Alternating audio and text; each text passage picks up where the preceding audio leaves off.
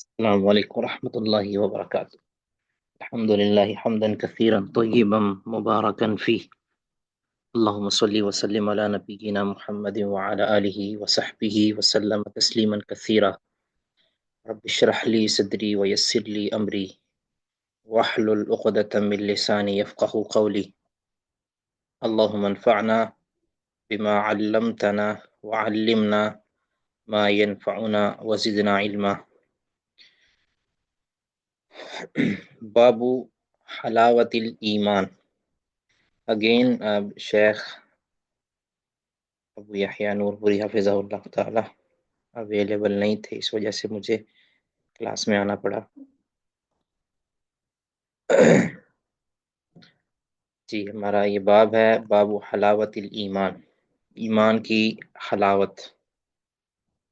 امام بخاری رحمہ اللہ مختلف ابواب کے ذریعے یہ ثابت کر رہے ہیں کہ ایمان یہ بڑھتا اور گھٹتا ہے، ٹھیک ہے۔ نمبر دو کہ ایمان میں عمل بھی داخل ہے، ٹھیک ہے۔ اعمال کی بنیاد پر اعمال کی بنیاد پر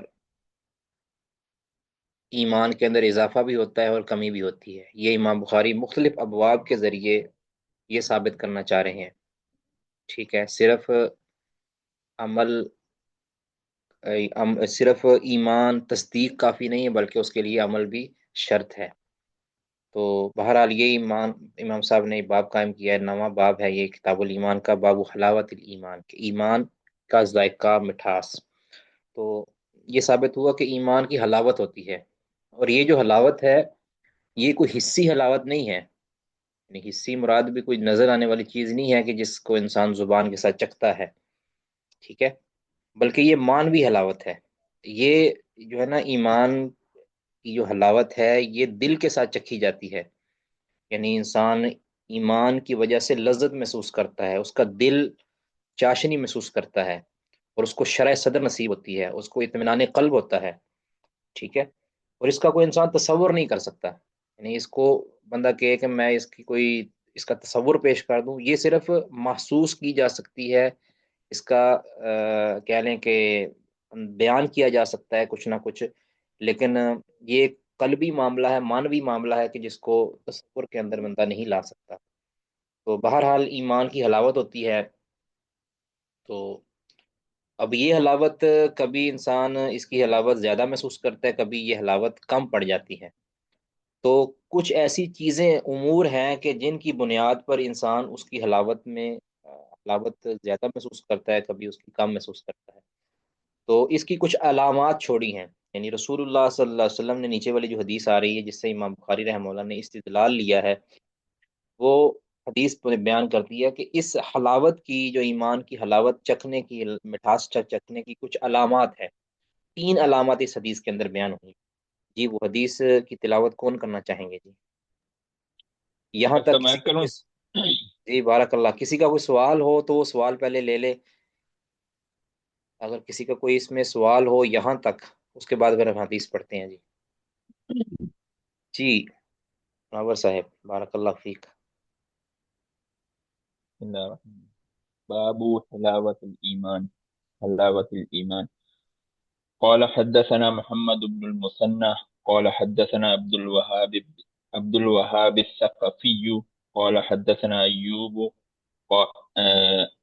عن أبي كلابة عن أنس عن النبي صلى الله عليه وسلم قال 3 من كن فيه وجد حلاوة الإيمان: أن يكون الله ورسوله أحب إليه مما ان سواهما. یکون اللہ ان یکون اللہ ورسولہ أن يكون الله ورسوله أحب إليه مما سواهما.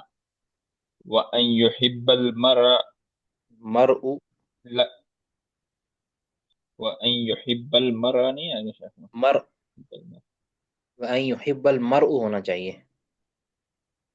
وأن يحب المرء لا يحبه إلا لله. ٹھیک ہے، مرء ٹھیک ہے، ٹھیک ہے، یہ مر آئے گا.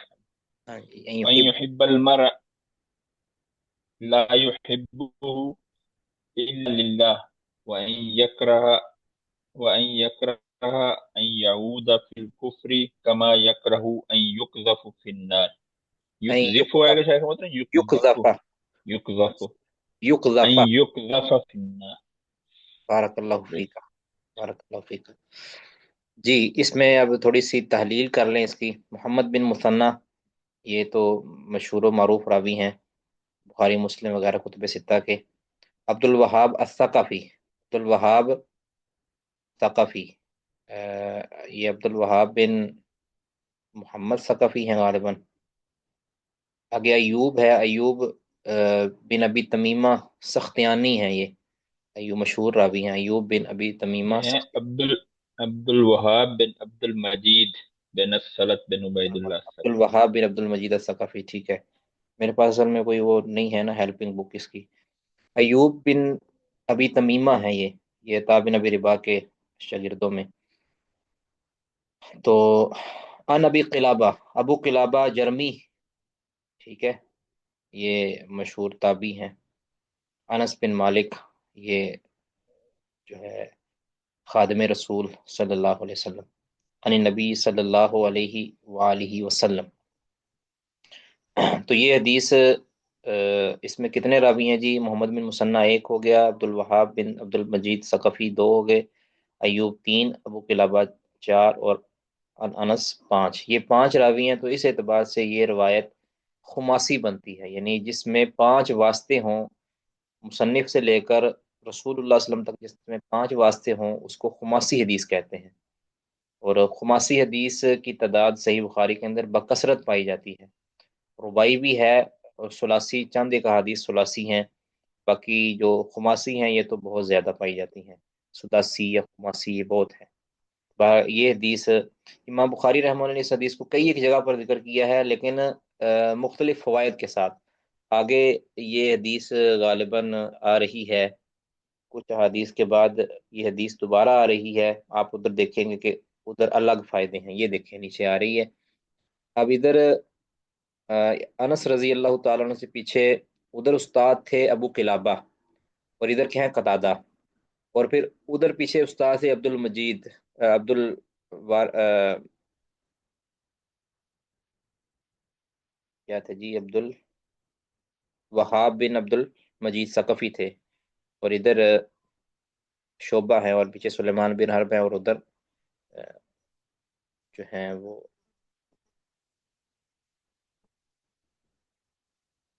محمد بن مثنى تھے۔ تو یہ ایک یعنی ایک فرق ہے، اور کچھ متن کا فرق بھی وہ دیتے ہیں۔ بہرحال اس میں یہاں تک کسی کا کوئی سوال ہے جی، کر لیں۔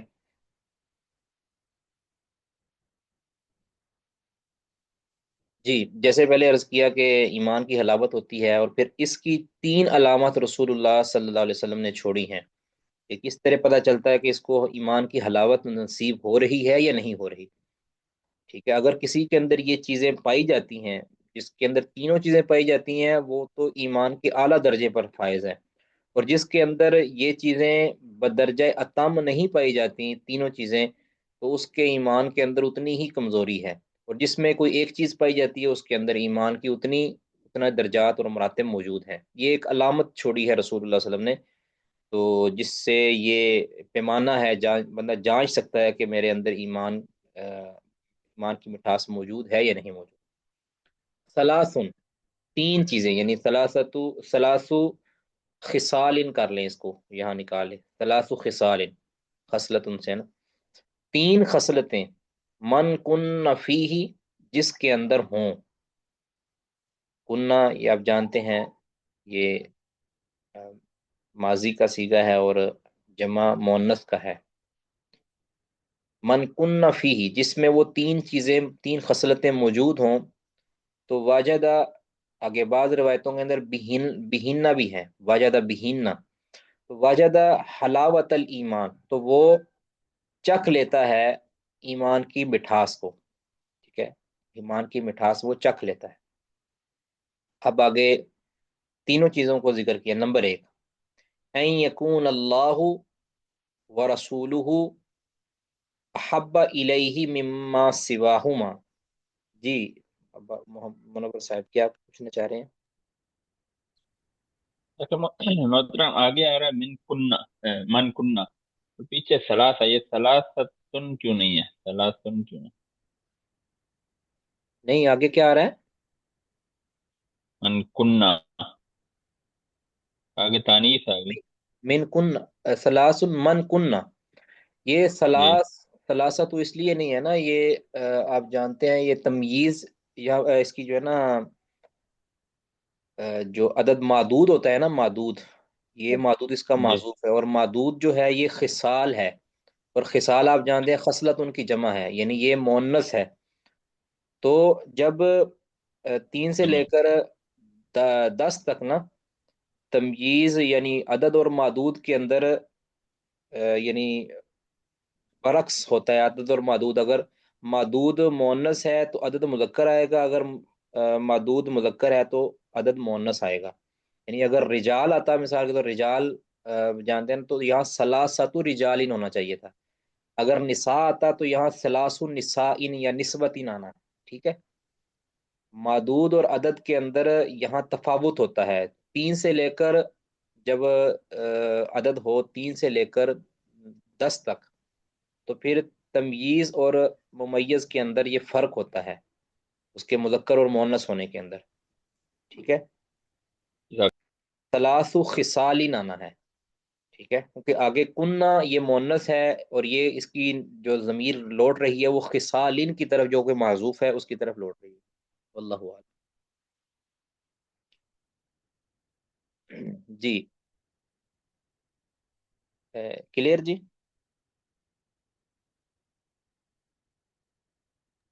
जज़ाकल्लाह खैर है। जी जी, पहला जी, पहली अलामत रसूलुल्लाह सल्लल्लाहु अलैहि वसल्लम ने जो बयान फरमाई है वो है कि अन यकून अल्लाहु व रसूलुहु अहब्ब इलैहि मिम्मा सिवाहुमा। कि ये के अब ये पहली वजह है, पहली अलामत है ये कि अल्लाह और उसका रसूल हो अहब्बा, ज्यादा महबूब, इलैहि उसको, यानी जिस शख्स की बात हो रही है ना, जिसके अंदर ये अलामतें पाई जा रही हैं, उस शख्स को अल्लाह और उसके रसूल ज्यादा महबूब हो, मिम्मा, हर उस चीज से, सिवाहुमा, जो उन दोनों के अलावा है। यानी कायनात के अंदर कोई भी हस्ती है, कोई भी शय है, उन सब से ज्यादा अजीज उसको अल्लाह और अल्लाह के रसूल की ज़ात हो। यानी अल्लाह और अल्लाह के रसूल की ज़ात, और इसके अंदर शामिल है अल्लाह और अल्लाह के रसूल की बात भी। तो अल्लाह, एक सबसे पहले तो ये कि अल्लाह ताला हम सब को इन अफराद में शामिल कर दे कि जिसके जिसके यहाँ अल्लाह और उसका रसूल सबसे ज़्यादा महबूब है। तो अब इसका तकाजा क्या है, अल्लाह और अल्लाह के रसूल सबसे इस कायनात में ज़्यादा महबूब हो, तो इसका तकाजा ये है कि वो शख्स अल्लाह की ताज़ीम करता हो, सबसे ज्यादा अपने दिल के अंदर अल्लाह की ताजीम रखता हो, सबसे ज्यादा अल्लाह का खौफ रखता हो, और सबसे ज्यादा अल्लाह और उसके रसूल की इताअत और फर्माबरदारी करता हो। ठीक है, अल्लाह की सबसे ज्यादा ताजीम और अल्लाह के रसूल की मखलूकात में से सबसे ज्यादा ताजीम, और फिर उनकी इताअत और फर्माबरदारी करता हो। तो अगर ये चीज करता है तो ये अलामत है कि उसको अल्लाह और अल्लाह के रसूल सबसे ज्यादा महबूब है। और अगर खोखली जुबान की जो है ना दावे हैं, तो ये कोई ताजीम नहीं है। यानी मतलब ये है कि मोहब्बत का मेयार क्या है, मोहब्बत का मेयार है कि वो उसके बताए हुए तरीके पर कितना चलता है। तो जिसका जितना ज्यादा अल्लाह के साथ लगाव है, जिसका जितना ज्यादा अल्लाह के रसूल के साथ सुन्नत पर अमल है, तो वो उतनी ज्यादा अल्लाह और अल्लाह के रसूल की ताजीम करता है, और जिसकी जितनी ज्यादा ताजीम होगी उतनी ज्यादा उसकी अल्लाह और अल्लाह के रसूल के साथ मोहब्बत होगी। तो जिसको अल्लाह और अल्लाह के रसूल सबसे ज्यादा महबूब हों, यानी दुनिया इस तरफ हो और अल्लाह और अल्लाह के रसूल की बात उस तरफ हो, तो वो अल्लाह और अल्लाह के रसूल की बात की तरफ चला जाए, बाकी सारी कायनात को छोड़ दे। तो ये उसकी अलामत है कि ये बंदा अल्लाह और अल्लाह के रसूल को सबसे ज्यादा चाहता है। तो पहली अलामत उसकी हलावतुल ईमान की, ईमान के आला मर्तबे पर फायज होने की, कि वो अल्लाह और अल्लाह के रसूल को सबसे ज्यादा महबूब रखता हो। जी, समझ आ गई जिसकी दूसरी बात। दूसरी अलामत किसी शख्स की, दूसरी अलामत वो ये है कि वह अन युहिब्बल मरआ, कि वो मोहब्बत करे किसी भी शख्स के, किसी भी शख्स को महबूब रखे, اب وہ اس کو جو محبوب رکھتا ہے اس کا پیرامیٹر کیا ہے کہ لا یحبہ الا للہ، کہ وہ اس سے محبت کرتا ہے فقط اللہ کے لیے، یعنی اللہ کی خاطر اس سے محبت کرتا ہے۔ اس کا محبت کرنے کا جو معیار ہے وہ اللہ کی ذات ہے۔ اگر وہ اللہ کا محبوب ہے، وہ شخص اگر اللہ کا محبوب ہے تو اس سے وہ محبت کرتا ہے، اگر وہ اللہ کا مقرب یا اللہ کا محبوب نہیں ہے تو وہ اس کے ساتھ یارانہ نہیں ہے۔ یعنی کسی کی یاری اور دوستی، اس کی رشتہ داری، اس کا تعلق اور اس کی جو سنگت ہے، اس کی بنیاد کیا ہو کہ وہ اللہ کے لیے کرنے والا ہو، ٹھیک ہے۔ اور یہ جو الحب فی اللہ والبغض فی اللہ، یہ ایک بہت بڑا عقیدہ ہے جس کو ہم عقیدت الولا والبرا کہتے ہیں، اور یہ بنیاد ہے عقیدے کی، یعنی اللہ کی خاطر دشمنی رکھنا، اللہ کی خاطر محبت کرنا۔ تو جو دوسری علامت ہے ان یحب المرء لا یحبہ الا للہ، تو فقط اللہ کے لیے وہ محبت کرے، تو اس کا مطلب کیا ہے کہ کسی بھی شخص سے محبت کرنے کا جو سبب ہے، جو وجہ ہے، کوئی پیچھے جو اس کے پیچھے موٹو ہے، وہ صرف اللہ کی ذات ہو، یعنی فقط اللہ کی ذات، یعنی ایسا نہ ہو کہ وہ کسی سے محبت کرتا ہے تو صرف یعنی ایک تو ہے نا کہ کسی سے قرابت داری کی وجہ سے، اب یہ محبت بھی جائز ہے، یعنی قرابت داری کی وجہ سے کسی سے محبت کرتا ہے، یا کسی سے دوستی یاری کی وجہ سے کوئی دنیاوی غرض کے لیے محبت کرتا ہے، یا کسی نے کسی کے ساتھ احسان کیا تھا، اس احسان کی وجہ سے احسان کے نیچے دب کر محبت کر رہا ہے، یا کوئی اور بھی پیچھے وجہ ہو سکتی ہے، کسی کی کوئی عادت اچھی لگتی ہے، کسی کی کوئی بولنے کا انداز اچھا لگتا ہے، یعنی اور بھی کئی چیزیں ایسی جو، اب یہ جو چیزیں ہیں یہ اغراض نہ ہو اس کے، بلکہ اس کے ساتھ محبت صرف اور صرف اس لیے ہے کہ وہ اللہ کا محبوب ہے، یا اللہ پر اس کا اعتقاد مضبوط ہے، ٹھیک ہے۔ تو اللہ کا وہ محبوب ہے، اللہ کے ساتھ وہ عبادت گزار ہے، اللہ کی فرما بردار ہے، اس مقصد کے لیے اس کے ساتھ محبت کرتا ہے نا، تو وہ یقیناً ایمان کے اعلیٰ ترین مرتبے پر ہے۔ اب اس کو ذرا سمجھے، اس میں ایک چیز جو لوگ جس میں خرابی کا شکار ہو جاتے ہیں وہ یہ ہے کہ وہ کہتے تو ہیں کہ ہم اللہ کے لیے محبت کرتے ہیں، اب اللہ والوں سے اللہ کے لیے محبت کرنا یہ یہاں مطلوب ہے، اللہ والوں سے اللہ کے لیے محبت کرنا، اللہ والوں سے کسی اور دنیاوی غرض کے لیے محبت کرنا یہ یہاں مقصود نہیں ہے۔ اب ایک شخص ہے کہ جو اللہ کا عبادت گزار ہے، یا ایک بڑا جید اور معتبر اور صحیح العقیدہ اور صحیح الفکر عالم ہے، اب اس سے کوئی محبت کرتا ہے نا، اس کے عالم ہونے کے لیے کی وجہ سے، اور اس کے صحیح العقیدہ ہونے کی وجہ سے، یا اس کے اللہ کے ساتھ جو قربت اور اللہ کی خاطر جو انہوں نے اپنے آپ کو وقف کیا ہے، اس وجہ سے وہ محبت کرتا ہے، تو یہ اس کو کہیں گے کہ یہ اللہ کے لیے محبت ہے، یعنی محبت للہ ہے۔ لیکن اگر کوئی ایسے شخص سے جو ایسی صفات کا حامل ہے، ایسے شخص سے کوئی دنیاوی غرض سے محبت کرتا ہے، تو یہ محبت للہ نہیں ہے، یہ محبت للہ نہیں ہے، یہ اس کا جس مقصد کے لیے اس نے محبت کی ہے نا، یہ وہ مقصد ہے، ٹھیک ہے۔ کئی ایسا بھی ہوتا ہے، اللہ تعالیٰ معاف کرے، کہ اب جانتے ہیں نا آپ سوشل میڈیا کا دور ہے اور یہ انٹرنیٹ کا دور ہے، اور اس سے جس طرح اس کے فوائد ہیں، تو ان فوائد کے اندر کچھ لوگ اس کا غلط استعمال بھی کر رہے ہیں، کہ وہ کرتے کیا ہیں، کہ دو بندے جو واقعتاً صحیح العقیدہ ہے، متقی پرہیزگار ہے، جو ایک لڑکی ہے اور ایک لڑکا ہے، اب وہ لڑکی اور لڑکے ایک دوسرے کو پسند کرنے لگتے ہیں، اب ان کی جو پسند ہے، وہ پسند کرنے کے پیچھے جو لاجک وہ بیان کرتے ہیں، یہ جی اللہ یہ بڑا جی عالم ہے، اور یہ بڑی متقی پرہیزگار ہے، یہ خاتون بڑی اچھی ہے، باپردہ ہے۔ اب ویسے اگر یہ چیز ہے تو اس کو اچھے طریقے سے ہینڈل کیا جا سکتا ہے، اگر دونوں شادی شدہ نہیں ہیں اور ایک دوسرے کے ساتھ اگر قلبی میلان ہو گیا ہے، تو وہ اس کو اچھے طریقے سے ہینڈل کر کے گھر والوں کے ذریعے، ولی اور وکیل کے ذریعے اپنی وہ اس کو رشتہ داری کے اندر تبدیل کر سکتے ہیں، یہ تو ایک کہہ لیں کہ لیکن اس بنیاد پر پھر آگے باتیں چلانا شروع کر دینا، ٹیکس میسیج شروع کر دینا، اور جناب اور بھی، یعنی اس سے آگے بڑھتے جانا، اور پیچھے کیا بہانہ کیا ہے کہ ہماری اللہ کے لیے محبت ہے، وہ محبت اللہ کے لیے نہیں، اللہ والے کے ساتھ تمہاری محبت دنیاوی غرض سے ہے، یعنی یہ تو معاملہ اللہ ہی اللہ اور وہ بندہ جانتا ہے نا کہ اس کے دل کے اندر کیا ہے۔ لیکن میں اس طرف اشارہ کرنا چاہ رہا ہوں کہ بسا اوقات اللہ والے سے محبت دنیاوی غرض کے لیے بھی ہو سکتی ہے، تو وہ محبت للہ نہیں ہے، محبت للہ نہیں ہے، وہ ایک ایسے شخص سے محبت ضرور ہے جس جو اللہ کا محبوب ہے، لیکن اس سے محبت دنیاوی غرض سے ہے، ٹھیک ہے۔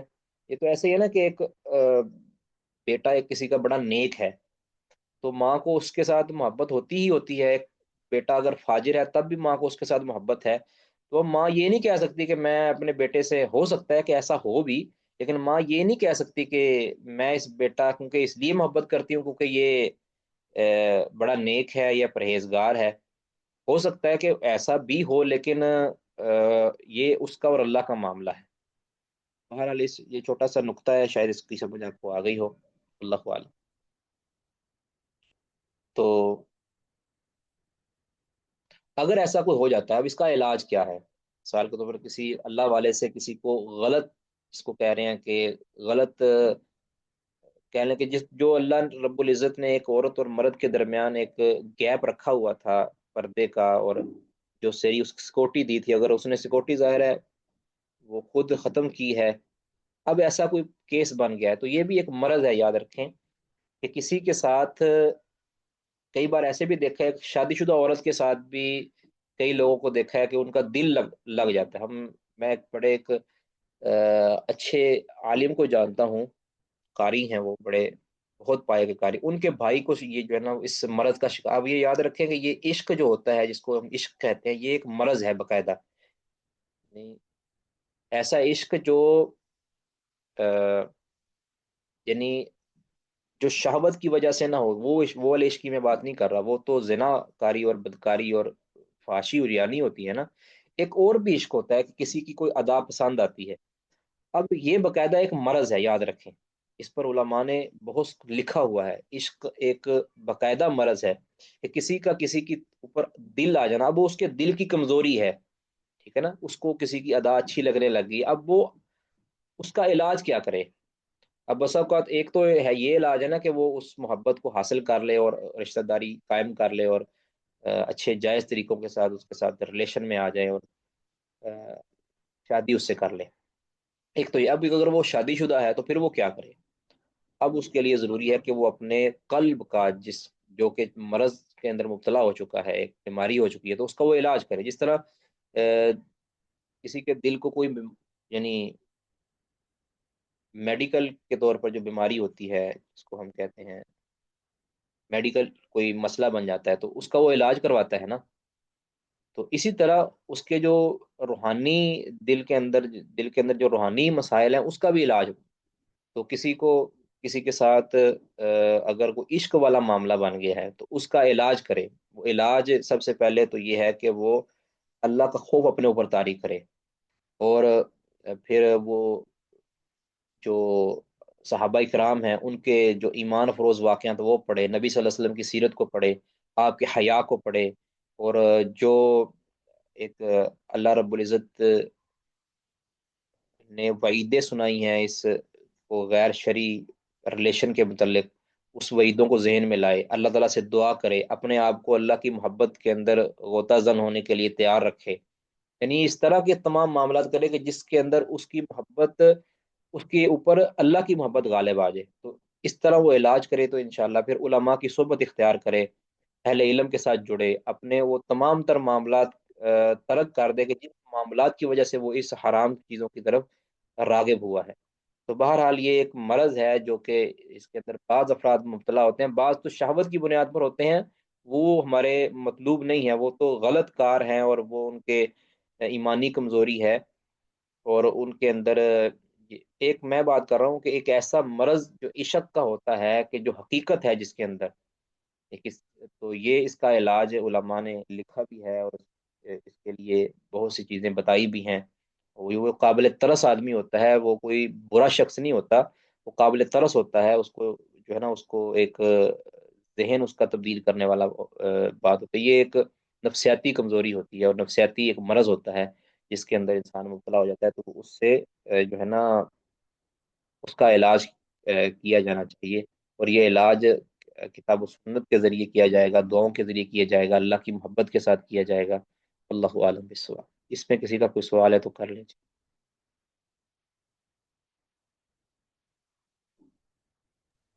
السلام علیکم ورحمۃ اللہ۔ وعلیکم السلام ورحمۃ اللہ وبرکاتہ۔ استاد محترم، میرے خیال میں یہ جو احبہ ہے یہ تو اسم تفضیل ہے، تو یہ میرے خیال میں احب ہونا چاہیے، تو یہ احبہ کیوں ہے؟ اچھا اچھا اچھا، یہ کیوں ہونا چاہیے جی؟ یہ یکونو کا خبر بنتی ہے نا، کان یکونو، اس کا اسم ہو گیا اللہ و رسولہ، اور احبہ ہے یہ اس کی خبر ہو جائے گی۔ ٹھیک ہے جی۔ نہیں استاد محترم، یہ تو احب ہے، یہ اوپر والے کی بات کر رہا ہوں۔ نہیں، میں اوپر والے کی بات کر رہا ہوں نا، ان یکون اللہ و رسولہ احب الیہ۔ جی جی۔ یہ احبہ ہے، یہ اسم تفضیل کے اوپر زبر آ سکتی ہے نا، اسم تفضیل یہ مورب ہے اچھا یہ، اچھا۔ ہے نا؟ حبو تو اسم تفضیل کا صیغہ ہے، اور آگے اس کا اعراب تو احبہ آئے گا نا خبر کی وجہ سے، تو کانا یکونو کی خبر یہ منصوب ہوتی ہے۔ جی جی جی، جزاک اللہ خیر۔ اچھی تیسری چیز، تیسری علامت، وَأَن يَكْرَهَ أَن يَعُودَ فِي الْكُفْرِ، اور یہ کہ وہ شخص جس کے جو حلاوت چکھ رہا ہے، اس کی علامت کیا ہے کہ ان یکرہا، کہ وہ ناپسند کرے، وہ ڈس لائک کرے، ناپسند کرے، ان یعودا، اب یہ یکرہا کے اندر ہوا ضمیر تو اس کا فاعل، اب اس کا مفعول کیا ہے؟ ان یعود فی الکفری، کفر کے، یہ کہ وہ کفر کے اندر لوٹے۔ اب آپ جانتے ہیں نا کہ ان مصدریہ ہوتا ہے، فعل مضارع پر داخل ہوتا ہے تو وہ اس کو مصدر کے معنی میں کر دیتا ہے، تو اس کا معنی کیا ہوگا کہ وہ کفر کے اندر لوٹنا ناپسند کرے، کفر کے اندر لوٹنے کو۔ تو اس کا عبارت جو اس کو عربی میں ترجمہ کریں تو این یکرہ عودہ فی الکفری، این یکرہ عودہ فی الکفری، کیونکہ یہ ان مصدریہ ہے۔ میں اس طرف چلا گیا ہوں ویسے ہی، کہ ہمارا مقصد یاد رکھے کہ ابھی صرف عبارت کو حل کرنا یا اعراب وغیرہ ظاہر کرنا یہ نہیں ہے، ابھی اس کا فہم حاصل کرنا ہے۔ تو میرا ویسے یہ مزاج نہیں ہے کہ یعنی خاص طور پہ آخری کلاسوں کے اندر کہ صرف اور صرف اعراب ہی حل کیا جائے، یا کہ یہ شروع والی کلاسیں جو ہے نا 4 5 کلاسیں ہوتی ہیں، اس کے اندر اس پہ مہارت حاصل کر لینی چاہیے۔ اس کے بعد اگر کہیں ضرورت پڑے تو وہاں پوچھا جا سکتا ہے، اگر سمجھ نہیں آئے تو پوچھ لینا چاہیے۔ بہرحال زیادہ زور جو ہے نا ہمارا اس پر ہونا چاہیے کہ ہم اس کا فہم حاصل کریں، اس کا ادراک ہم کریں۔ تو وَأَن يَكْرَهَ أَن يَعُودَ فِي الْكُفْرِ، کہ وہ ناپسند جانے کفر کے اندر لوٹنا، کفر میں واپس جانا وہ ناپسند کرے، کما یکرہ، جس طرح وہ ناپسند کرتا ہے، این یقذف فی النار، کہ اسے آگ میں اوندا منہ ڈال دیا جائے۔ این یقذف مجہول ہے، این یقذف فی النار، کہ اس کو آگ میں ڈال دیا جائے، یعنی وہ اب اس کو اللہ نے ایمان سے سرفراز کیا ہے، تو اس ایمان پر وہ پختہ رہنے کا عزم کرے، اور اس ایمان کو وہ ہلکے میں نہ لے، اس ایمان کی وہ قدر کرے، اور ڈرے گھبرائے، گھبرائے کہ جو ہے نا میں کہیں کفر میں نہ لوٹ جاؤں۔ تو جو بندہ ڈرے گا گھبرائے گا تو وہ ہر اس عمل سے دور رہے گا کہ جو اس کو کفر کی طرف لے جائے گا، ٹھیک ہے؟ تو وہ ایسا بندہ کانپے گا، کہیں میں کفر میں نہ چلا جاؤں، کہیں میری بدحالی نہ ہو جائے، میری حالت جو ہے خراب نہ ہو جائے۔ تو کما یکرہ ان یقذف فی النار، جس طرح وہ آگ میں ڈلنے کو ناپسند کرتا ہے نا، اب یہ آگ دنیا کی بھی ہو سکتی ہے اور آخرت کی بھی ہو سکتی ہے، یعنی جس طرح آگ میں نہیں وہ اپنے چھلانگ لگانا چاہتا، اسی طرح وہ اپنے آپ کو کفر کی حالت کے اندر تبدیل نہیں کرنا چاہتا۔ اب یہاں کیا یہ جو تیسری علامت ہے، کیا یہ ایسے افراد کے ساتھ خاص ہے کہ جو پہلے کافر تھے اور بعد میں مسلمان ہو گئے، یا کہ یہ عام ہے؟ ٹھیک ہے، اب یہ ایک سوال ہے کہ کیا کیونکہ یہاں این یعودہ کا لفظ آیا ہے کہ وہ لوٹنا پسند. اب اس کا مطلب کیا بنتا ہے، یعنی اس کا مفہوم اگر لیا جائے تو اس کا مطلب یہ بنتا ہے کہ پہلے وہ کفر میں تھا، بعد میں مسلمان ہوا، تو اب دوبارہ وہ کفر میں جانے کو ناپسند کرے. ٹھیک ہے، ایک تو یہ اس کا معنی. دوسرا یہ کہ کیا یہ صرف کافر کے لیے ہے یا کہ مسلمان بھی اس سے مراد ہے، یعنی جو جدی پشتی مسلمان ہے یا جو پیدائشی مسلمان ہے اس کے لیے بھی یہ علامت ہو سکتی ہے یا نہیں ہو سکتی. تو درست اور صحیح بات یہی معلوم ہوتی ہے کہ یہ دوسرے والے کے لیے، یعنی جو بندہ پیدائشی مسلمان ہے، پہلے کبھی کافر نہیں رہا، اس کے لیے بھی یہ علامت ہے. اب لوٹنے کا لفظ ضروری نہیں ہے کہ پہلا بندہ اس حالت میں تھا تو اس طرف لوٹنے کا لفظ آ جاتا ہے، یعودہ کا لفظ. کئی بار انسان، یعنی ایسے بھی ہوتا ہے کہ پر انسان پہلے اس حالت میں نہیں بھی ہوتا، لیکن اس حالت کی طرف لوٹنا وہ ناپسند کرتا ہے، اس حالت کی طرف جانا وہ ناپسند کرتا ہے. ٹھیک ہے. اب اس کی مثال اگر قرآن سے اگر آپ لیں نا تو یہ بنے گی مثال کے طور پر سیدنا شعیب علیہ الصلوۃ والسلام نے فرمایا تھا اپنی قوم کو کیا فرمایا تھا؟ جی منور صاحب کیا پوچھنا چاہ رہے ہیں؟ جی شیخ محترم، میں یہی کہہ رہا تھا کہ یہ دونوں پر ہی اپلائی ہو نہیں سکتا الکفر. ایک تو کفر بوا ہو گیا، اور دوسرا جس طرح بخاری رحمہ اللہ ہی اپنی صحیح میں جو لے کے آئے ہیں کفر دون کفر، تو وہ بھی تو جو چھوٹا چھوٹا کام جو اللہ نے حرام کیا ہے وہ بندہ کرتا ہے، جس طرح من ترک الصلاۃ فقد کفر، تو وہ بھی تو اسی میں ہی فال کرتا اس کو لیا جا سکتا ہے، لیکن یہاں جو عام طور پہ علماء نے یہاں کفر وہی مراد لیا ہے کہ جو مخرج عن الملہ ہو، یعنی اپنے آپ کو کفر کی حالت کے اندر لٹانا. تو بہرحال اگر آپ وسیع بھی کریں، کفر کفر دونا کفر والا معاملہ بھی کریں، یعنی کبیرہ گناہ کو بھی اندر شامل کریں تو بھی درست ہے بات. لیکن اظہر یہی معلوم ہوتا ہے کہ اس سے مراد کفر بواہ ہے، اور یعنی کفر مخرج عن الملہ ہے. تو اس کی پھر میں یہ آگے تو جی ہم یہ کریں گے نا، اس کی قرآن سے بھی مثال ہم پیش کرتے ہیں کہ یعود یعنی عود جو ہوتا ہے، اس کا مطلب یہ نہیں ہوتا کہ انسان پہلے اس حالت بری حالت میں ہوتا ہے، بعد میں اچھی حالت میں ہو تو پھر دوبارہ جانا، یہ ضروری نہیں ہے. اب اس کی مثال جب قرآن سے لیں گے نا تو پھر بالکل واضح ہو جائے گی. شعیب علیہ الصلوۃ والسلام نے اپنی قوم سے کہا تھا، سورت الاعراف آیت نمبر 89، 89 نمبر آیت، فرمایا قد افترینا علی اللہ کذبا ان عدنا فی ملتکم بعد اذ نجان اللہ منہا. اب شعیب علیہ الصلوۃ والسلام اپنی قوم کو کہتے تھے نا، تبلیغ کرتے تھے، وہ خود آگے سے کیا کہتے تھے؟ کہتے تھے بھی تم اس طرح کرو، بھی ہمارے ساتھ مل جاؤ، ہماری اس طرح ہم کفر کرتے ہیں تم بھی کفر کر لو. شعیب علیہ الصلوۃ والسلام کہتے ہیں کہ قد افترینا علی اللہ کذبا، ہم تو اللہ پر افطرا باندھ دیں گے، ان عدنا فی ملتکم، اگر ہم تمہاری ملت میں، تمہارے دین میں یعنی کفر کے اندر ہم لوٹ آئیں، تب تو ہم اللہ پر بہت بڑا بہتان باندھ چکے ہوں گے کہ ہم نے شرک کر لیا ہے. بعد اذ نجان اللہ، بعد اس کے کہ اللہ تعالیٰ نے ہمیں نجات دی ہے، منہا اس سے، وما یکون لنا، اور نہیں ہے ہمارے بس، ہمارا کوئی ارادہ نہیں ہے، وما یکون لنا، اور ہمارے لیے جائز ہی نہیں ہے، ممکن ہی نہیں ہے کہ ان نعود فیہا، کہ ہم لوٹیں اس میں، ہم لوٹیں اس میں، یہ ہمارے لیے جائز ممکن ہی نہیں ہے. کس میں لوٹیں؟ اس ملت میں. اب کیا کوئی کہہ سکتا ہے کہ نعوذ باللہ شعیب علیہ الصلوۃ والسلام پہلے اس ملت میں موجود تھے تب یہ کہہ رہے ہیں کہ ہم اس میں لوٹیں؟ اس کا مطلب ہے کہ نعود یہاں جو ہے مطلب یہ ہے کہ اس حالت میں جانا جو حالت بے شک پہلے ہماری نہیں تھی، یعنی مطلب یہ ہے کہ ہم اس حالت کے اندر جانے کو ناپسند کرتے ہیں. شعیب علیہ السلام تو اسی سے جو ہے نا ہم یہاں کہیں گے کہ ان یعود فی الکفری، ہر وہ شخص جو پہلے مسلمان تھا یا کافر تھا کچھ بھی تھا، اب وہ اپنی جس حالت کے اندر ہے نا، اس حالت کو وہ چھوڑنا پسند نہیں کرتا، اب وہ ایسی حالت کی طرف جانا نہیں چاہتا کہ جو حالت کفر کی حالت ہے. ٹھیک ہے. اب اس سے وہ نفرت کرتا ہے ایسے.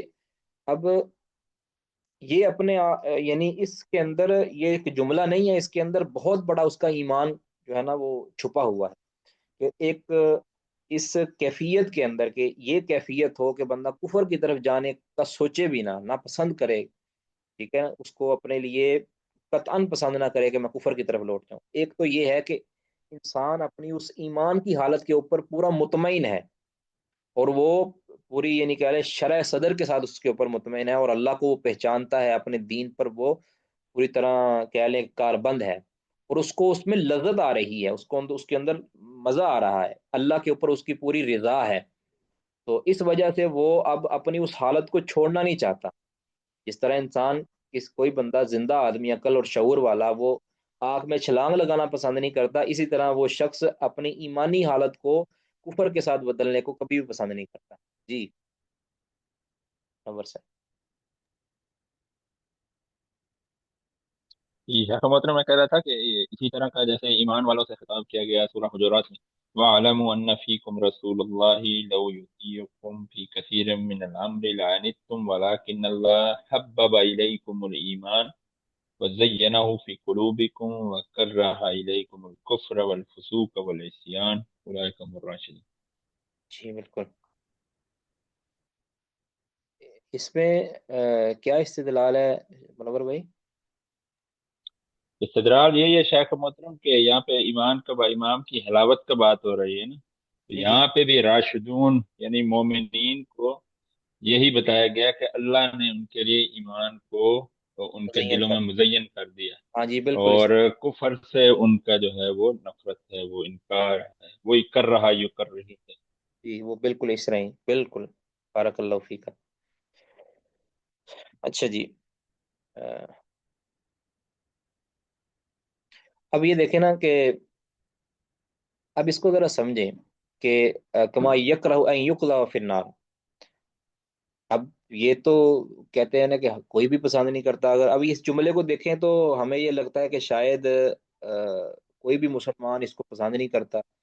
مطلب یہ ہے کہ اس کا عمل کیا کہہ رہا ہے، صرف زبان سے یا دل سے مراد نہیں ہے، اپنا عمل اس کا نظر آتا ہو کہ وہ کفر کی طرف لوٹنے کو اب دو معاملے ہیں اس کے اوپر پیش کیے جاتے ہیں، ایک شخص پر کفر پیش کیا جاتا ہے یا آگ پیش کی جاتی ہے، ٹھیک ہے، یعنی بہت سے لوگ ایسے ہیں کہ جن پر کفر بھی پیش کیا جاتا ہے اور آگ بھی پیش کی جاتی ہے، تو وہ کفر کو یا آگ کو پسند کر لیتے ہیں۔ وہ کیسے کہ ایک وہ معاملہ ہے کہ جو اس کو واضح اس کو بتایا گیا ہے کہ یہ اگر تم اختیار کرو گے تو تم جہنم کی طرف چلے جاؤ گے، یہ اختیار کرو گے تو تم جنت کی طرف چلے جاؤ گے، تو کتنے لوگ ہیں جو جانتے بوجھتے آمدن اس جہنم والے راستے کو اختیار کرتے ہیں۔ اب سود ہے، مثال کے طور پر سود، کتنے لوگ ہیں جو یعنی مسلمان کتنے ہیں کہ جو سود لے رہے ہیں، سود دے رہے ہیں، پتہ بھی ہے کہ یہ سود اللہ اور اللہ کے رسول کے ساتھ اعلان جنگ ہے، اور سودیوں کا انجام قیامت کے دن کیا ہوگا یہ سارا کچھ پتہ ہے، لیکن پھر بھی وہ سود کو اختیار کرتے ہیں، سود کو لیتے ہیں، دیتے ہیں، سود کا معاملہ کرتے ہیں، وہ اس کا مطلب ہے کہ وہ آگ کے اندر گرنا پسند کر رہے ہیں، تو یعنی وہ اس کو فوقیت دے رہے ہیں آگ کے اندر گرنے کو۔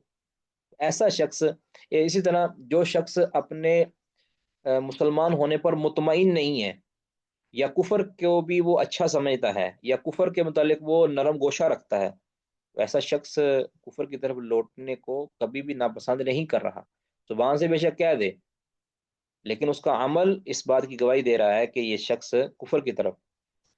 تو اب یہاں ایک سوال ہے کہ کیا اگر کسی شخص کو کفر کے اوپر مجبور کر دیا جائے کہ تم کفر کرو، تو کیا وہ بھی اس وعید کے اندر یا داخل ہے، یعنی ان یعود فی الکفر والی جو وعید ہے، یا یہ کہہ لیں کہ اگر کوئی شخص کو کفر پر مجبور کر دیا جائے اور اس نے کفر کر لیا ہے تو کیا وہ اس علامت سے خارج ہو جاتا ہے؟ جواب یہ ہے کہ ہاں اس وہ خارج ہو جاتا ہے۔ کیوں؟ کیونکہ جو کفر پر مجبور کیا جانا ہے نا، کفر پر مجبور کیے جانے کی صورت میں جو کفر کرنا ہے یا کفر کا کلمہ ادا کرنا ہے وہ فقط زبانی ہے، اس کی اجازت ہے، الا من اکرہ وقلبہ مطمئن بالایمان، یہاں بات ہو رہی ہے زبان کی، نہیں ہو رہی بات، یہاں بات ہو رہی ہے دل کی۔ اگر کوئی شخص مجبور کر دیا گیا اور اس کو کلمہ کفر کہنے پر مجبور کر دیا گیا، اور یا کوئی کفری عمل کرنے پر مجبور کر دیا گیا، تو اس کے دل کی کیفیت کا اعتبار ہوگا کہ وہ اس کا دل کیا ایمان پر مطمئن ہے کہ اس نے مجبوری کی حالت کے اندر کوئی کلمہ کفر کہہ دیا ہے، تو اس کے لیے اجازت ہے کلمہ کفر کہنے کی بعض صورتوں کے اندر، کہ وہ کلمہ کفر کہہ دے لیکن اس کا دل اس کلمہ کفر کہنے پر راضی نہیں ہے، بلکہ وہ ایمان پر مطمئن ہے کہ میں مجبوری کی صورت کے اندر یہ کر رہا ہوں، لیکن میں ایمان پر پوری شرح صدر کے ساتھ مطمئن ہوں۔ لیکن یہ بہت ضروری ہے کہ وہ مجبوری کیا ہو، وہ مجبوری جان کی مجبوری ہو، جان جانے کا خطرہ ہو، اس کو جان جانے کا خطرہ ہو، یا اس قدر سخت آزمائش اس کی ہو، اس قدر سخت آزمائش ہو کہ جس کا نقصان جان جانے کے قریب قریب ہو، ٹھیک ہے۔ تو اگر ایسی صورت کے اندر وہ کلمہ کفر ادا کرتا ہے اپنی جان بچانے کے لیے، تو لیکن صرف اور صرف زبان سے ادائیگی ہو، وہ اس کو ناپسند کر رہا ہو کہ میں یہ جو کہہ رہا ہوں یہ بالکل ناپسند ہے اور میرا دل ایمان پر مطمئن ہے، تو اس کے لیے اجازت ہے۔ اگر کسی کا دل و جان کے ساتھ اگر کوئی کلمہ کفر ادا کرتا ہے، تو وہ شخص دراصل کفر کی طرف عود کر آیا ہے، کفر کی طرف لوٹ آیا ہے، تو وہ شخص اس حلاوت ایمان کی علامت سے بالکل خارج ہے۔ جی کسی کا کوئی کوشچن ہے؟ جی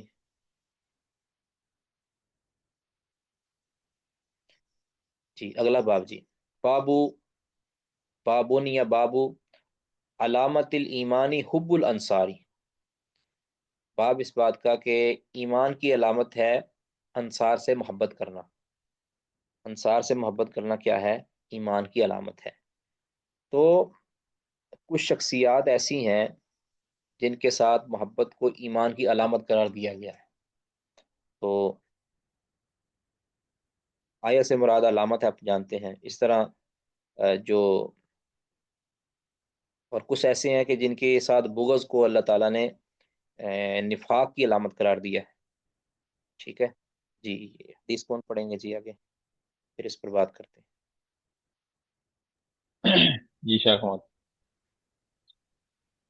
حدثنا ابو الولید قال حدثنا شعبة قال اخبرني عبد الله بن عبد الله جیسے قال اخبرني عبد الله بن جبر، یہ جبر ہے شیخ محمد نہیں جی جبر جبر، نام جی جی جب قال سمعت انسا عن النبي صلى الله عليه وسلم قال آية الإيمان حب الأنصار وآية النفاق بغض الأنصار۔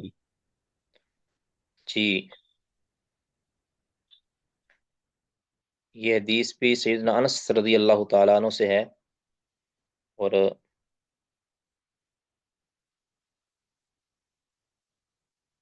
جی اس حدیث کے اندر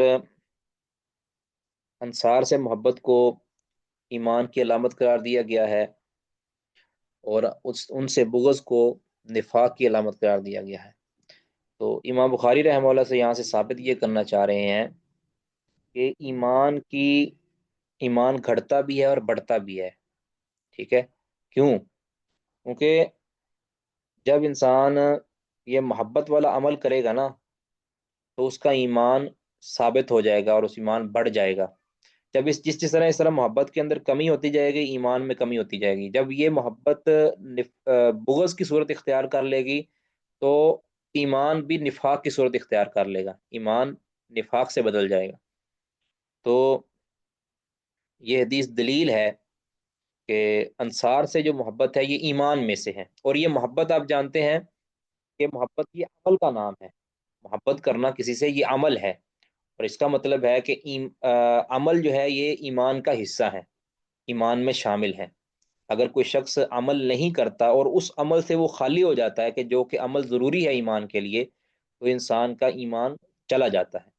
اس طرح بغض کرنا یہ بھی ایک عمل ہے۔ تو اس میں معتزلہ اور جو ہیں جبریہ وغیرہ، ان کے اوپر رد ہے، ٹھیک ہے۔ کچھ ایسے ہیں کہ جو کہتے ہیں کہ عمل کرنے سے، نیکی کرنے سے ایمان کے اندر کوئی فرق نہیں پڑتا، نہ بڑھتا ہے نہ گھٹتا ہے۔ اس طرح کچھ ایسے ہیں کہ جو کہتے ہیں کہ گناہ کرنے سے ایمان کے اندر کوئی کمی نہیں آتی۔ تو یہ وہ لوگ ہیں کہ جو عمل کو ایمان کے لیے شرط قرار نہیں دیتے، بلکہ وہ کہتے ہیں کہ عمل جو ایمان ہے یہ فقط تصدیق کا نام ہے۔ بہرحال ان سب پہ رد ہے، اس کے متعلق شیخ ابو یحییٰ نور پوری صاحب نے آپ کو تفصیل کے ساتھ سمجھا دیا ہوگا۔ تو اب یہ انصار سے مراد کون سے انصار ہیں؟ ویسے تو یہ انصار جو اس کا سیاق بھی بتاتا ہے وہ تو وہی انصار ہیں کہ جنہوں نے نبی صلی اللہ علیہ وسلم کی نصرت کی تھی، اور خاص جماعت ایک۔ لیکن اگر دیکھا جائے تو انصار کئی ایک ہیں۔ تو دیکھنا یہ ہے کہ انصار سے محبت کس بنیاد پر کی جاتی ہے۔ تو اگر پہلی امتوں کے اندر جائیں تو جس طرح ہم نے کل پڑھا تھا، حواری جنہوں نے کہا تھا نحن انصار اللہ، ہم اللہ کے مددگار ہیں۔ اس طرح جو بھی یا ایھا الذین آمنوا ان تنصر اللہ ینصرکم، جو بھی مومن بعد میں قیامت تک آنے کے لیے جو اللہ کا مددگار ہے، مطلب اللہ کا مددگار سے مراد اللہ کے دین کا مددگار، جو انصار الدین ہے، انصار الاسلام ہے، تو وہ سارے اس کے اندر شامل ہیں۔ جو ان اللہ کی مدد کرنے والوں کو، یعنی اللہ کے دین کی مدد کرنے والوں کے ساتھ اس بنیاد پر محبت کرتا ہے نا کہ یہ اللہ کے دین کے لیے انہوں نے اپنے آپ کو وقف کیا ہوا ہے، تو یہ اس کے ایمان کی علامت ہے۔ ٹھیک ہے، اگر اس انصار کو کے مفہوم کو وسیع کریں، ایسے تمام افراد جنہوں نے اپنی زندگیوں کو اللہ کے دین پر لگا دیا ہے، اب وہ جو دین پر لگایا ہے، اب چونکہ ان کا یہ عمل خالص لوجہ اللہ ہے، اور ان کا عمل گواہی دے رہا ہے کہ یہ اپنے آپ کو دین کے لیے وقف کر چکے ہیں، اب جو شخص ان سے محبت کرے گا نا تو یقیناً وہ دین سے بھی محبت کرتا ہے، تو یہ ان کے دیندار ہونے کی نشانی ہے کہ وہ ایسے لوگوں سے محبت کرتا ہے۔ اس لیے اہل علم کہتے ہیں کہ اگر انصار اللہ، یعنی چاہے جسمانی طور پر یا مالی طور پر انصار اللہ بننے کی اہلیت نہیں ہے، تو کم از کم جو انصار اللہ ہیں ان کے ساتھ محبت کی جائے، یہی اس کے لیے یہ ایمان کی علامت ہو جائے گی۔ بہرحال اگر اس کو خاص انصار مراد لیا جائے تو ان سے مراد وہ جماعت انصار ہے جو مہاجرین کے ساتھی تھے، وہ انصار مراد ہے۔ ان کے ساتھ محبت کرنا یہ ایمان کی علامت ہے۔ کیوں؟ کیونکہ ان انصار نے بغیر کسی لالچ کے اور بغیر کسی طمع کے انہوں نے اللہ اور اللہ کے رسول کی مدد کی تھی، یعنی اللہ اور کی مدد سے مراد اللہ کے دین کی مدد، اور رسول اللہ صلی اللہ علیہ وسلم کی مدد سے مراد آپ صلی اللہ علیہ وسلم کے دین کی مدد۔ اس طرح صحابہ کی انہوں نے امداد کی تھی، تو یہ انہوں نے جو امداد کی تھی یہ لوجہ اللہ کی تھی، اس کے پیچھے ان کا کوئی دوسرا یعنی کچھ، آپ جو ہے نا مساق مدینہ کی ایک مثال، یعنی ایسی مثال ہے جو بے نظیر ہے، اس کی کوئی نظیر نہیں ملتی۔ تو یہ جو ان سے محبت پھر کرنا، کیونکہ وہ کس لیے انصار بنے ہیں، انہوں نے نصرت دین کی کس لیے کی ہے؟ فقط اللہ کے لیے۔ اب ان کے اس عمل پر ان کے ساتھ محبت کرنا یہ گویا اس انسان کے صحیح الایمان اور خالص الایمان اور اللہ کے ساتھ تعلق کی پر دلالت ہے۔ اس طرح پچھلی حدیث میں آتا ہے نا، اللہ ان یحب المرء لا یحبہ الا اللہ، اس طرح پچھلی حدیث میں آیا نا، تو یہ اسی کا عملی نمونہ ہے کہ وہ انصار سے محبت اس لیے کرتا ہے کیونکہ وہ اللہ کا محبوب ہے، وہ اللہ کے دین کے لیے اس نے اپنے آپ کو وقف کیا۔ تو اس سے شخص سے محبت کی کس لیے کی جا رہی ہے؟ انصار سے محبت کی جا رہی ہے اللہ کے لیے۔ ایک منٹ۔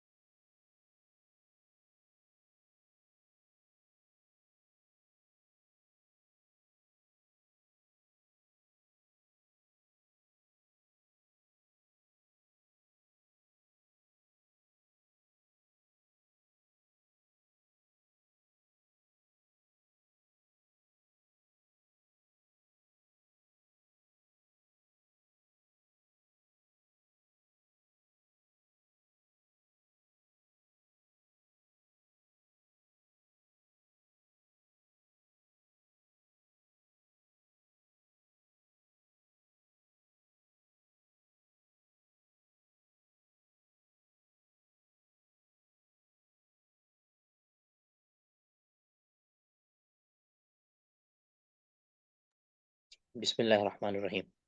تو یہ انصار، تو پھر جو ایسے لوگوں سے جو بغض رکھتا ہے، یعنی اس مقصد کے لیے اس وجہ سے بغض رکھتا ہے کہ یہ اللہ کے انصار ہیں، اللہ کے مددگار ہیں، یا یہ جماعت انصار ہے، جو ان کے اس جماعت انصار ہونے کی وجہ سے بغض رکھتا ہے نا، تو ایسا شخص ایمان سے فارغ ہو جاتا ہے، کیونکہ وہ اس کے منافق ہونے کی علامت ہے. کیونکہ ان کا جو عمل تھا وہ اللہ کے لیے تھا، اب وہ اس لائق تھے کہ ان کے ساتھ محبت کی جائے.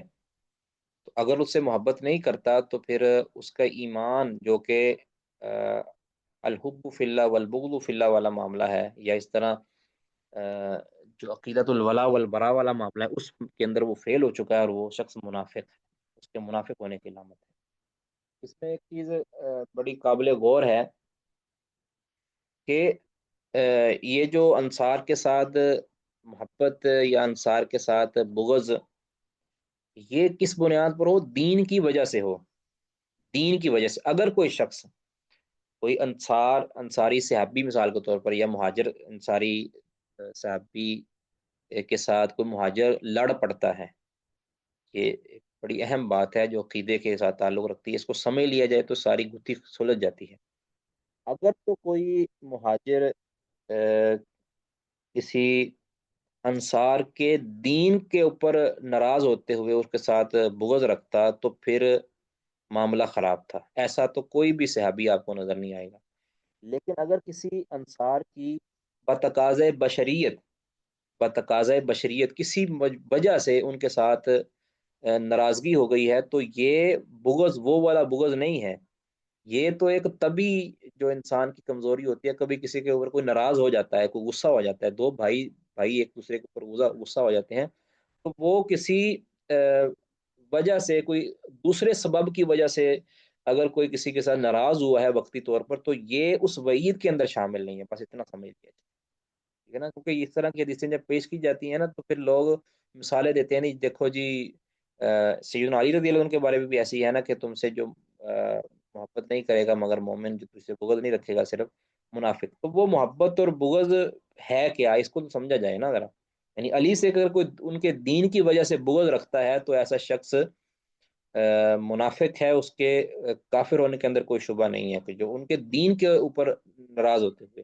اگر کوئی تقاضۂ بشریت کوئی صحابی کسی کے ساتھ، اگر کوئی کسی کے ساتھ کوئی ناراضگی ہو گئی ہے یا اختلاف ہو گیا ہے، تو ایسی چیزیں انسان کے ایمان کو خالی نہیں کرتی، بلکہ یہ دو عظیم شخصیت آپس کے اندر اگر کوئی ناراض ہو گئے ہیں، یا وقتی کوئی سبب کی وجہ سے ان کی آپس میں جو ہے وہ انبن بن گئی ہے، تو یہ اللہ رب العزت کے ہاں ان کا معاملہ ہے.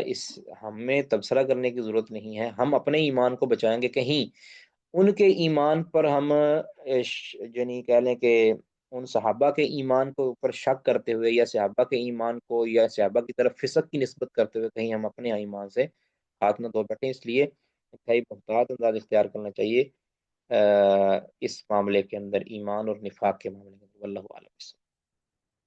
کسی کا کوئی سوال ہے جی؟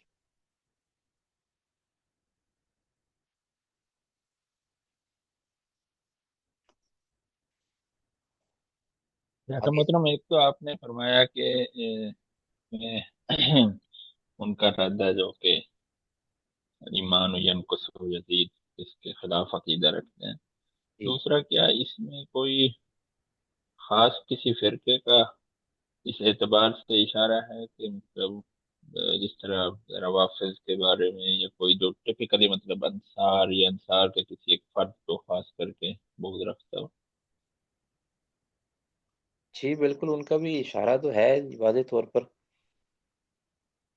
اس کو کوئی یعنی بات تو ہم تو یعنی اسپیشلی کسی بندے کی بات نہیں کر رہے. باقی یہ تو واقعتاً ہے کہ جو کسی صحابی سے اس کے صحابی ہونے کی وجہ سے نفرت کرتا ہے، یا ان کے یعنی بلا وجہ، ایسے ہی کوئی وجہ نہیں ہے. ایک تو ہے نا کہ یعنی اب صحابہ کے ساتھ ہماری ملاقات نہیں ہے، اب ہمارا دنیاوی کسی غرض کی وجہ سے کسی کے ساتھ محبت کرنا یہ تو بنتا ہی نہیں ہے. میں کہوں جی مجھے جی علی رضی اللہ تعالیٰ عنہ نے کوئی زیادہ مال دیا تھا اس لیے میں ان سے محبت زیادہ کرتا ہوں، اور ابو بکر نے مجھے مال نہیں دیا تھا اس لیے میں ان سے محبت کم کرتا ہوں، نہیں کرتا، یہ تو والا معاملہ نہیں۔ اب جو ہے نا، جو تولنا ہے نا ہم نے، وہ ان کے ایمان کی وجہ سے ان کو تولنا ہے۔ ہم علی سے محبت کیوں کرتے ہیں؟ ان کے ایمان کی وجہ سے، کہ وہ نبی کے اوپر جان نثار کرنے والے تھے اور آپ کی بات لبیک کرنے والے تھے۔ ابو بکر سے محبت کیوں کرتے ہیں؟ ان کے ایمان کی وجہ سے۔ اب اگر کوئی علی کے اوپر بھونکے گا تو وہ کیوں بھونکے گا؟ اسی طرح اب کیونکہ وہ علی کو ایمان میں کمزور سمجھے گا تو ہی بھونکے گا نا، یا ایمان علی رضی اللہ تعالیٰ عنہ کو کوئی کسی چیز کے اندر غلط کار سمجھے گا تو ہی ان کو بھونکے گا نا۔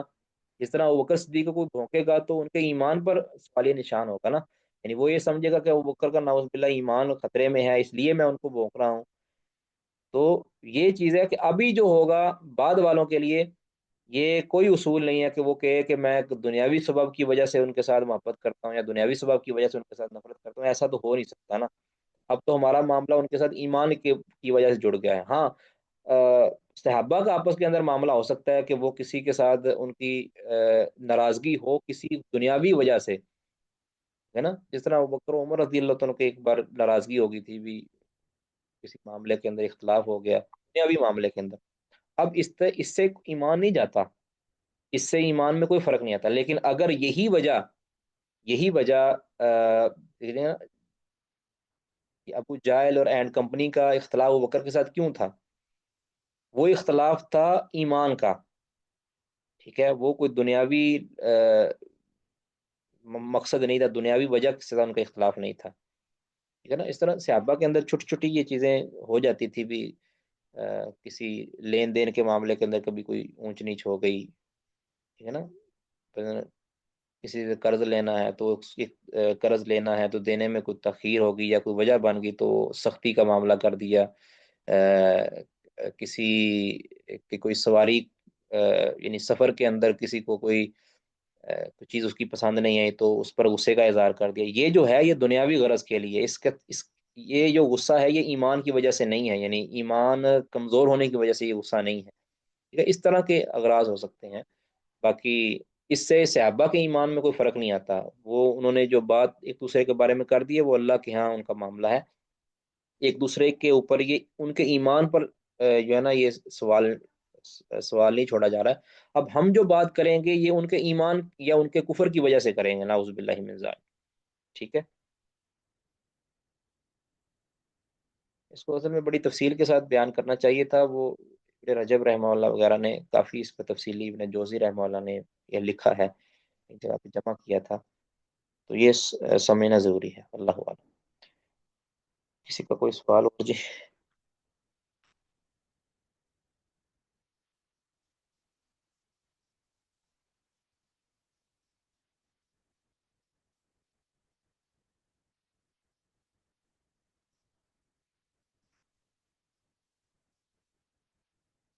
جی، بابن کے متعلق بھی آپ کو حضرت شیخ صاحب نے بتایا ہوگا کہ یہ کیوں قائم کیا جاتا ہے، جی بتایا ہے جی۔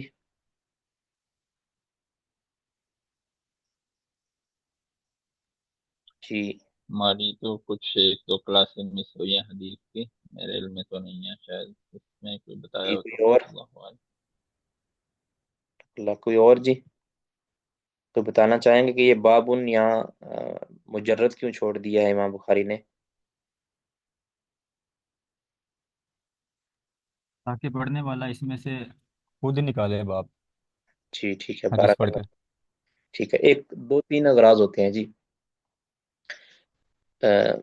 جو بنیادی ایک تو یہ جس طرح بھائی نے بیان کیا کہ امام بخاری رحمہ اللہ اس کو مجرد چھوڑ دیں، کیونکہ امام بخاری صرف فقی نہیں تھے بلکہ فقی گر بھی تھے، یعنی فقی بناتے بھی تھے، ایک کہہ لینا اس طرح سمجھیں کہ امام بخاری رحمہ اللہ جب صحیح بخاری کو پڑھنے لگے نا تو اس طرح کہ سمجھیں کہ امام بخاری بیٹھے ہیں اور یہ حدیث پڑھا رہے ہیں ہمیں، ہم ان کی کلاس میں بیٹھے ہیں، تو وہ اس طرح کا انداز اپناتے ہیں کہ گویا میں اپنے اسٹوڈنٹ کو جو ہے نا امپروو کر رہا ہوں، ان کو جو ہے نا اس کے اندر جو ہے نا اجتہاد کی جو ہے اہلیت پیدا کر رہا ہوں۔ تو جو استاد ہوتا ہے نا وہ جب پڑھاتا ہے تو درمیان میں چھوٹے چھوٹے سوال چھوڑتا ہے تاکہ اس کو آہستہ آہستہ میرے اسٹوڈنٹ حل کریں، تو اس انداز میں جو ہے نا وہ باب کبھی مجرد چھوڑ دیتے کہ خود اس کے اوپر تم نا باب قائم کرو، یعنی اس حدیث کو یہ مد نظر رکھ کے اس باب کو قائم کرو. کبھی تو یہ وجہ ہوتی ہے. کبھی یہ ہوتی ہے کہ باب جو ہوتا ہے یہ پچھلی پچھلا جو باب ہوتا ہے اسی کا آگے کہہ لیں آپ تسلسل ہوتا ہے، اسی کا آگے تسلسل ہوتا ہے. کئی بار ایسے بھی ہو جاتا ہے. کئی بار ایسے ہوتا ہے کہ یہ جو پچھلا باب ہوتا ہے یہ ایک کہہ لیں کہ یہ تو باب ہوتا ہے، اور جو نیچے والا جو باب ہوتا ہے نا جو مجرد ہوتا ہے یہ فصل کی صورت اختیار کر جاتا ہے. فصل، باب اور فصل کے اندر ایک باریک سا فرق ہوتا ہے جو کبھی انشاءاللہ کسی موقع پر بیان کریں گے. تو بہرحال اس جہاں جو باب جو مجرد چھوڑا ہوتا ہے کبھی کبھار ایسے ہوتا ہے کہ یہ باب فصل کی صورت اختیار کرتا ہے. جس طرح باب الباب الاول، اور اس پہ پھر دو فصلیں فی فصلان، یہ عام طور پہ آپ نے کتابوں کے اندر دیکھا ہوگا. تو باب کی آگے جو جزیات ہوتی ہیں نا ان جزیات کے اوپر وہ نشاندہی کرتا ہوتا ہے وہ فصل جو. تو کبھی کبھار فصل کے طور پر امام بخاری اس باب کو مجرد چھوڑ دیتے ہیں. تو باب وہاں فصل کے معنی میں ہوتا ہے. ٹھیک ہے، یہ اس کے اور بھی کئی اغراض بیان کیے جاتے ہیں. بہرحال ہر ایک ہر غرض جو ہے نا ہر جگہ پہ منطبق نہیں ہوتی. باب. جی آگے حدیث کا ٹکڑا کون پڑھیں گے جی؟ کچھ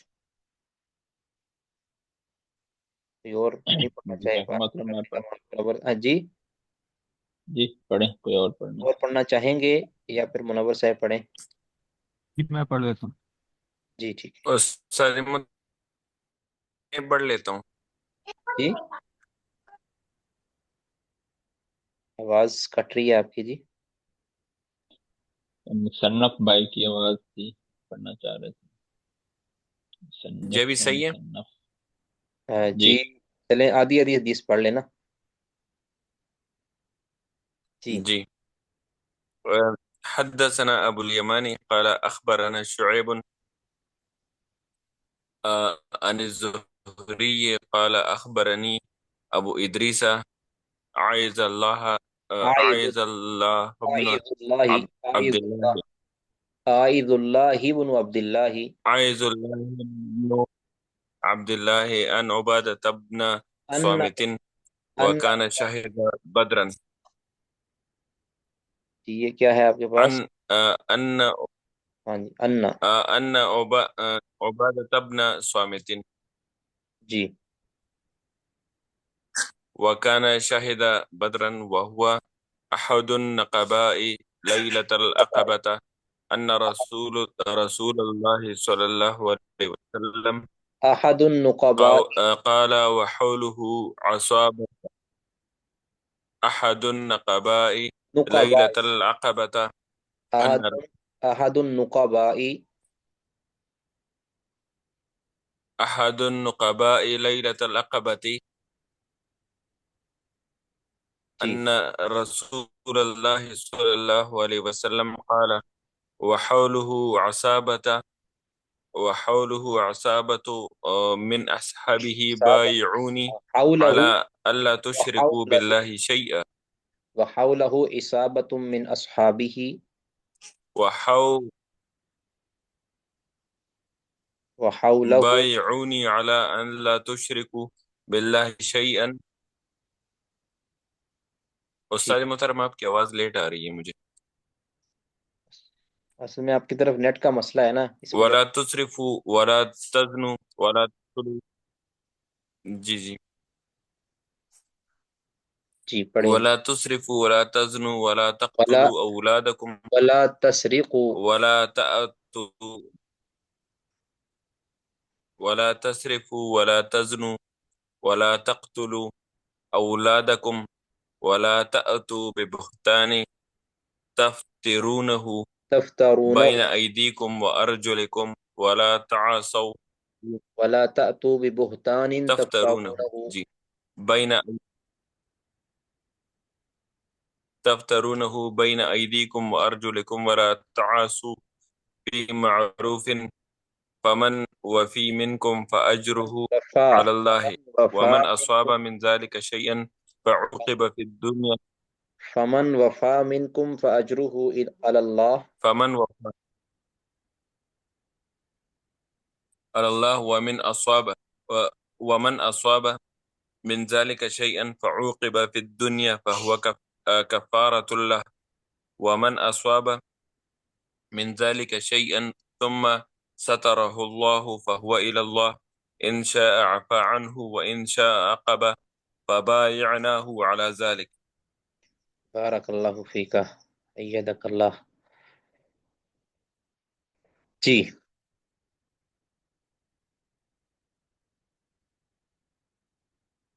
حدثنا ابو الیمان قال اخبرنا شعیب عن الزہری قال. اب زہری یہ مدلس ہیں، محمد بن مسلم بن حضرت. ویسے صحیح بخاری کے اندر مدلسین کی روایات سما پر ہی معمول ہے، چاہے وہ سما کی صراحت کریں یا نہ کریں. بہرحال اخبرنی ابو ادریس عائد اللہ بن عبداللہ، یہ ابو ادریس خولانی مخضرم ہے، یہ تابعی. خضرم سمجھتے ہیں جی؟ خضرم جنہوں نے عہد نبوی کو پایا ہو لیکن اس ٹائم ملاقات کا شرف حاصل نہ کر پائے ہوں. تو یہ ابو ادریس. شیخ محترم ان کے ساتھ ایک سید التابعین مطلب کبار تابعین میں ابو مسلم خولانی بھی ہے نا، جنہیں وہ جی آگ میں ڈالا گیا جی بالکل. اسود الانسی نے جو. ہاں جی، ابو مسلم خولانی بھی ہیں، ابو ادریس. جی. ان عبادہ بن الصامت وکانا شہید بدرن، یہ عبادہ بن صامت بدری صحابی تھے. اب یہ وکانا شہید بدرن، یہ اس کو کہتے ہیں، یہ ادراج ہے. اب یہ جو کانا شہید بدرن، یہ ہو سکتا ہے کہ امام بخاری یہ الفظ بولتے ہوں، اور ہو سکتا ہے یہ ابو ادریس خولانی نے ہی یہ بات کہی ہو. وہو احد النقباء لیلۃ العقبۃ، عقبہ کی رات یہ ان نگرانوں میں سے تھے، نقباء میں سے تھے جن کو لیلۃ العقبہ نبی صلی اللہ علیہ وسلم نے مقرر کیا تھا. یہ لیلۃ العقبہ اوس اور خزرج، یعنی اوس اور خزرج کے ساتھ بیعت کے لیے نبی صلی اللہ علیہ وسلم نے یہ لیلہ عقبہ، یعنی اس رات ایک بیعت کی تھی اوس اور خزرج کے کچھ مسلمان ہونے والے لوگوں کے لیے، لوگوں کے ساتھ. ٹھیک ہے. تو اس ٹائم نبی صلی اللہ علیہ وسلم نے کچھ افراد کو نقیب بنایا تھا، یعنی یہ کہ نگرانی کریں گے یہ اپنے علاقے کے اندر جا کر. تو ان میں سے ایک سیدنا عبادت بن صامت رضی اللہ تعالیٰ عنہ بھی تھے. تو ان رسول اللہ صلی اللہ علیہ وسلم قال، نبی صلی اللہ علیہ وسلم نے فرمایا. اب یہ جو جب یہ بیعت ہو رہی تھی نا، اس ٹائم کی یہ بات ہے. نبی صلی اللہ علیہ وسلم نے جو ہے نا عبادہ بن صامت یہ اس روایت کو بیان کرتے ہیں نا، تو قال وحولہ اصابۃ من اصحابی، نبی صلی اللہ علیہ وسلم کے گرد صحابہ کی ایک جماعت تھی. ٹھیک ہے. صحابہ کی ایک جماعت نبی صلی اللہ علیہ وسلم کے گرد تھی. آپ وہاں ارشاد فرما رہے تھے، یعنی یہ مکہ کا واقعہ ہے، اور مکہ کے اندر کچھ، یعنی یہ مکی دور کا آخر ہے غالباً. تو وہاں مدینہ سے کچھ لوگ یعنی ٹور کے لیے آئے تھے، اور ان کو پتہ چلا تھا کہ نبی صلی اللہ علیہ وسلم پر ہم نے ایمان لانا ہے، اور وہ کچھ ٹولیوں کی شکل کے اندر آئے تھے. تو نبی صلی اللہ علیہ وسلم نے ان کی بیعت لی، اور بیعت لینے کے بعد پھر ان پہ کچھ نقیب مقرر کر دیے کہ یہ تمہارے نگران ہوں گے، تمہاری دیکھ بھال کریں گے. تو اچھا، تو فرمایا کہ بایعونی، میری بیعت کرو، اعلی، ان شرائط پر، ان چیزوں پر میری بیعت کرو.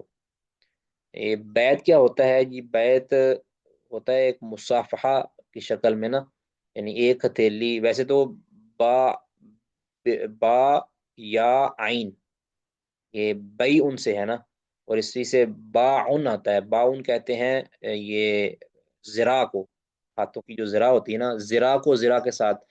تو چونکہ بیعت کرنے کے لیے دونوں، بیعت لینے والا اور دینے والا دونوں اپنے ہاتھوں کو دراز کرتے ہیں، تو وہ اس میں کیفیت جو ہے یہ بازو کی بن جاتی ہے، یعنی بازو نکالنا بیعت کے لیے. تو اس کو مبایعہ، دونوں باہم بازو نکالنا. تو اسی سے جو ہے نا وہ مسافہ کیا جاتا تھا، ہاتھ کے اوپر ہاتھ رکھا جاتا تھا. تو یہ بیعت کا طریقہ نبی صلی اللہ علیہ وسلم جو مسلمان ہونے والے تھے، مرد حضرات تھے، ان کے ہاتھوں کو اپنے ہاتھوں پر رکھتے تھے، یعنی ہتھیلی کے ساتھ ہتھیلی جوڑتے تھے اور ان سے وہ مختلف موقعوں پر مختلف انداز سے آپ صلی اللہ علیہ وسلم بیعت لیتے تھے۔ تو اور جو عورتیں ہوتی تھی نبی صلی اللہ علیہ وسلم ان کو ان کے ہاتھ کے ساتھ ہاتھ نہیں ملاتے تھے، بلکہ ان کو زبانی بیعت کر لیتے تھے، اور حسب ضرورت نبی صلی اللہ علیہ وسلم کوئی بھی امر جو ہے نا وہ بالخصوص ذکر کر، ویسے تو بیعت یا کلمہ پڑھنے کے بعد تمام کے تمام احکام انسان پر لاگو ہو جاتے تھے نبی، لیکن نبی صلی اللہ علیہ وسلم بالخصوص کچھ چیزیں ذکر کرتے تھے کہ یہ کام تو بالکل نہیں کرنے تم نے، ٹھیک ہے۔ ان میں سے چند چیزیں جو صورت ممتحنہ کے اندر بھی آیا ہے، ٹھیک ہے، اس کو بھی یہاں اپنے الفاظ میں بیان کر دیا گیا ہے۔ بہرحال یہ جو بیعت نیچے ذکر کی گئی نا، قرآن پاک نے اس کو عورتوں کے لیے ذکر کیا ہے۔ اب عورتوں کے لیے ذکر کرنے کے پیچھے ایک بڑا ایک جو ہے نا آپ نے پڑھا بھی ہے اس کورس کے اندر، صورت ممتحنہ کے اندر، اس کے پیچھے وجہ تھی ایک لوجک، وہ انشاءاللہ امید ہے شیخ صاحب نے آپ کو بتائی ہوگی۔ تو ویسے نبی صلی اللہ علیہ وسلم یہ بیعت سب سے لیا کرتے تھے، مردوں سے بھی عورتوں سے بھی لیا کرتے تھے، عورتوں سے بغیر ہاتھ ملائے لیا کرتے تھے اور مردوں سے ہاتھ ملا کر لے لیتے تھے۔ تو اور اگر زیادہ لوگ ہوں تو قبیلے کے سرداروں سے یا قبیلے کے جو معتبر افراد تھے ان کو بیعت لے لیتے، باقی سب کی طرف سے ہو جاتی تھی۔ تو آپ نے فرمایا بایعونی، میرے ساتھ بیعت کرو، الا اللہ تشریکو، اس بات پر کہ اللہ تشریکو کہ تم نہیں شرک کرو گے، باللہ شیئن، اللہ کے ساتھ کسی کو بھی۔ یہ واضح ہے بالکل، اللہ کے ساتھ شرک نہ کرنا یہ ضروری ہے ایمان لانے کے بعد۔ ولا ولا تسریقو، تم چوری نہیں کرو گے، چوری نہیں کرو گے۔ چوری ہوتی ہے کسی محفوظ مقام سے کسی کا مال غیر اجازت کے چرانا، لینا۔ ولا تسرقوا، اور چوری نہیں کرو گے، ولا تزنوا، اور تم زنا نہیں کرو گے، ولا تقتلوا اولادکم، اور تم اولادوں کو قتل نہیں کرو گے۔ وہ اس کی وجہ خشیت املاق بھی ہو سکتی تھی، یعنی بھوک افلاس کے ڈر سے، اور اس کے اندر اور کئی چیزیں آ جاتی ہیں۔ تقتلوا اولادکم سے مراد اگر کوئی اپنی عورت کی پریگنینسی کو ختم کرواتا ہے، ٹھیک ہے، دیکھیں پریگنینسی کو کنٹرول کرنا یہ الگ بات ہے، اگر پریگنینسی ہو گئی ہے تو اس کو کہہ لیں آپ اسقاط کروانا، تو یہ جرم ہے، یہ بھی خشیت املاق، اور بالخصوص جب بچے کی پوری حید اس کے اندر بن جائے تو یہ اور اولاد کو قتل کرنا ہے، ٹھیک ہے، اور بھی اس کی کچھ صورتیں بن جاتی ہیں۔ تو بہرحال اہل عرب کے اندر جاہلیت میں لوگ بالفعل اپنی اولادوں کو قتل کر دیتے تھے۔ آج بھی کچھ لوگ آپ کو مل جائیں گے، سوشل میڈیا کے ذریعے ہمیں رپورٹ پہنچ جاتی ہے کہ فلاں خاندان کے اتنے افراد نے جی بھوک کی وجہ سے تنگ آ کر گولیاں کھا لیں، بچوں کو قتل کر دیا۔ یہ ساری چیزیں یعنی دوسرے لفظوں میں کہیں کہ کسی بھی طرح کی بے صبری کا اظہار کرتے ہوئے اپنی اولاد کو قتل کر دینا یا اولاد کو دکھ پہنچانا، اولاد کو کہہ لیں کہ کئی بار ایسے ہوتا ہے کہ اولاد کو یا بیٹی کو یا بیٹے کو چھوڑ آتے ہیں کوئی بیابان کے اندر۔ بہرحال اس کی جتنی بھی صورتیں ساری ممنوع اور حرام ہیں، یہ نبی صلی اللہ علیہ وسلم بیعت لیتے تھے باقاعدہ۔ اب چونکہ یہ عرب کے اندر یہ عام تھا، اس لیے آپ صلی اللہ علیہ وسلم اسپیشل اس چیز کا ذکر کیا کرتے تھے۔ ولا تأتوا ببہتان تفترونہ بین ایدیکم وارجلکم، اور نہ تم کوئی بہتان باندھو گے اپنے سامنے اور اپنے پیچھے، مطلب کہ کسی پر بہتان بازی نہیں کرو گے، کسی کی پیٹھ پیچھے کوئی ایسی بات نہیں کرو گے کہ جو اس نے نہیں کی ہو۔ تو یہ بھی ایک بڑا مرض ہے جو اخلاقی مرض ہے، کرپشن ہے جو اخلاقی کرپشن ہے، تو اس کا بھی سخت نقصانات اٹھانے پڑتے ہیں معاشرے کو، معاشرے کے اندر بہرا روی پھیلتی ہے۔ ولا تعصو فی معروف، ولا تعصو مطلب ولا تعصو یعنی نہ تم نافرمانی کرو گے فی معروف، اب یہ جملہ ذرا سمجھنے والا ہے۔ تعصو یعنی تم نہ اللہ کی نافرمانی کرو گے نہ میری کرو گے، ٹھیک ہے نا، صرف میری نافرمانی مراد نہیں ہے، یعنی نبی کی نافرمانی مراد نہیں، اللہ اور اللہ کے رسول کی نافرمانی تم نہیں کرو گے، فی معروف، نیکی کے کاموں میں۔ اب اس کا کوئی مفہوم مخالف نہیں لے سکتا، وہ یہ کہے کہ کہ منکر کاموں میں بھی شاید اللہ اور اللہ کے رسول کو منکر کام کا بھی حکم دیتے ہوں جس میں ان کی نافرمانی نہیں کرنی، تو منکر کام میں کیا نافرمانی کر لی جائے، تو ایسا نہیں ہے، ٹھیک ہے، کیونکہ فی معروفین کا ذکر اس لیے کیا کیونکہ اللہ اور اللہ کا رسول جو بھی حکم دیتا ہے وہ معروف ہی ہوتا ہے، یعنی وہ جائز اور درست ہی ہوتا ہے جو بھی حکم دیتا ہے۔ تو آنکھیں بند کر کے اللہ اور اللہ کے رسول کی جو فرما برداری کرنی ہے، بالکل بھی نافرمانی نہیں کرنی، معروف، کیونکہ ان کا ہر کام معروف ہوتا ہے، ٹھیک ہے۔ اس کے بعد جی اب آگے رسول اللہ صلی اللہ علیہ وسلم نے فرمایا کہ فمن وفا منکم، جس نے پورا کر لیا، یعنی یہ جو وعدہ تم میرے ساتھ کر رہے ہو، تم سارے جو بیعت کر رہے ہو، جس نے تم میں سے وفا کیا، فاجرہ علی اللہ، تو اس کا اجر اللہ پر، اللہ کے ذمہ۔ حالانکہ اللہ کے ذمہ کسی کی کوئی چیز نہیں ہے، یہ اللہ کے رب العزت کی کرم نوازی ہے کہ اس نے محسنین کا جو بدلہ ہے اپنے ذمے رکھا ہے، یعنی یہ اللہ کے نے اپنے عدل کا تقاضا رکھا ہے کہ اس کا بدلہ دینا میرے ذمے ہے، تو باقی اللہ کو کوئی مجبور نہیں کر سکتا۔ فمن وفا منکم، جس نے تم میں سے اس وعدے کو، اس بیعت کو وفا کیا، پورا کیا، اس کو ادا کیا، تو فاجرہ علی اللہ، تو اس کا اجر اللہ پر ہے۔ ومن اصاب، اب یہ جو گناہ پیچھے ذکر کیے ہیں، ومن اصاب من ذالک شیئا، جو پہنچا، من ذالک ان مذکورہ گناہوں میں سے، شیئا کسی گناہ کو۔ اب یہاں یہ پہلے ہم مکمل کرتے ہیں، پھر آپ کو دوبارہ ادھر ومن اصحابہ کی طرف لے کر آؤں گا۔ ومن اصحابہ من ذالک، جو پہنچا، من ذالک مذکورہ گناہوں میں سے، شیئن کسی کو بھی۔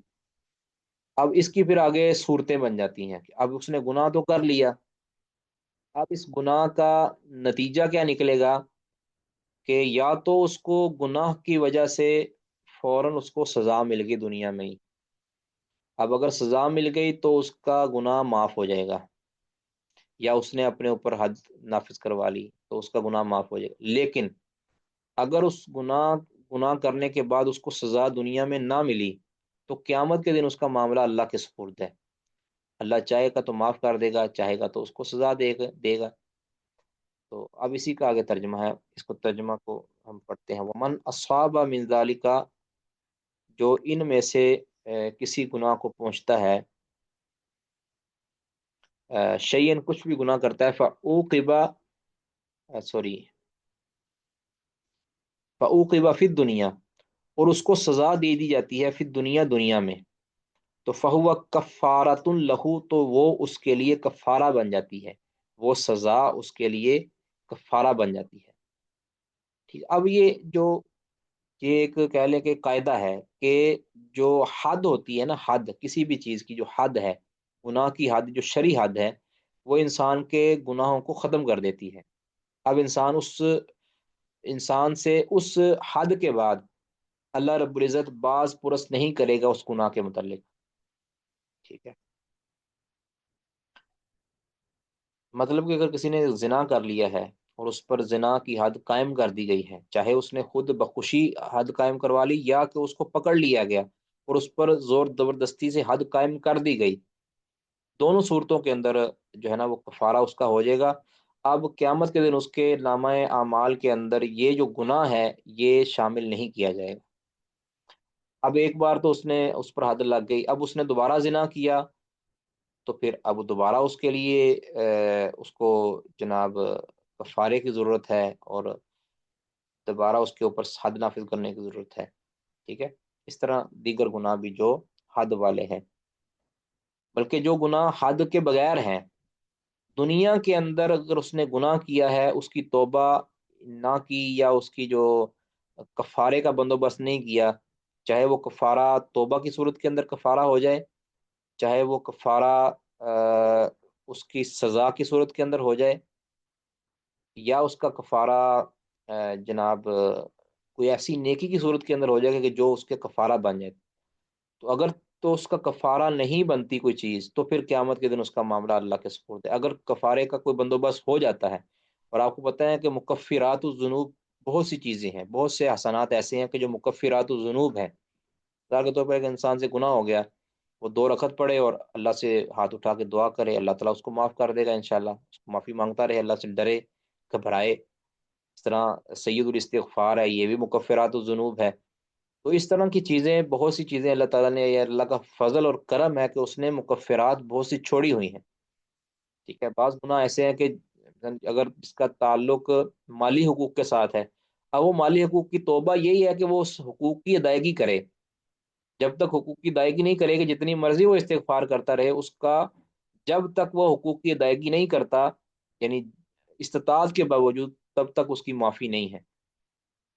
بہرحال یہ جو یہاں یہ کہا گیا نا فَأُوقِبَ بِهِ فِي الدُّنْيَا، کہ اس کو دنیا میں سزا دے دی گئی۔ اب یہ سزا جو ہے، ایک تو یہ بدنی سزا ہے نا، انسان کے اوپر کوئی ضرب لگ گئی، اس کو کوئی سزا مل گئی ہے، حدود اس کے اوپر نافذ کر دی گئی یا اس کے اوپر تعزیرات نافذ کر دی گئی، یہ تو اس سے بھی کفارہ ہو جائے گا۔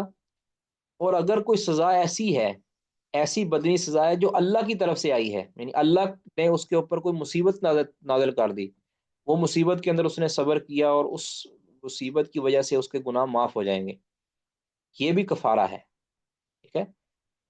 اس کی دلیل صحیح مسلم، بخاری وغیرہ کی یہ حدیث ہیں واضح طور پر، جس کے اندر رسول اللہ صلی اللہ علیہ وسلم فرمایا نا کہ یہ جو بخار ہے، یہ بخار انسان کے گناہوں کو اس طرح صاف کر دیتا ہے جس طرح بھٹی کے اندر کوئی زنگ آلود لوہا ڈالا جائے تو وہ بھٹی لوہے کو صاف کر دیتی ہے، اس طرح۔ اور بھی آپ نے فرمایا کہ ٹھوکر بھی مومن کو لگتی ہے نا، تو اس ٹھوکر پر جو اس کی تکلیف ہوتی ہے نا، کانٹا چبھتا ہے، اس پر جو تکلیف ہوتی ہے، اللہ تعالیٰ اس سے بھی اس کے گناہ معاف کرتا ہے۔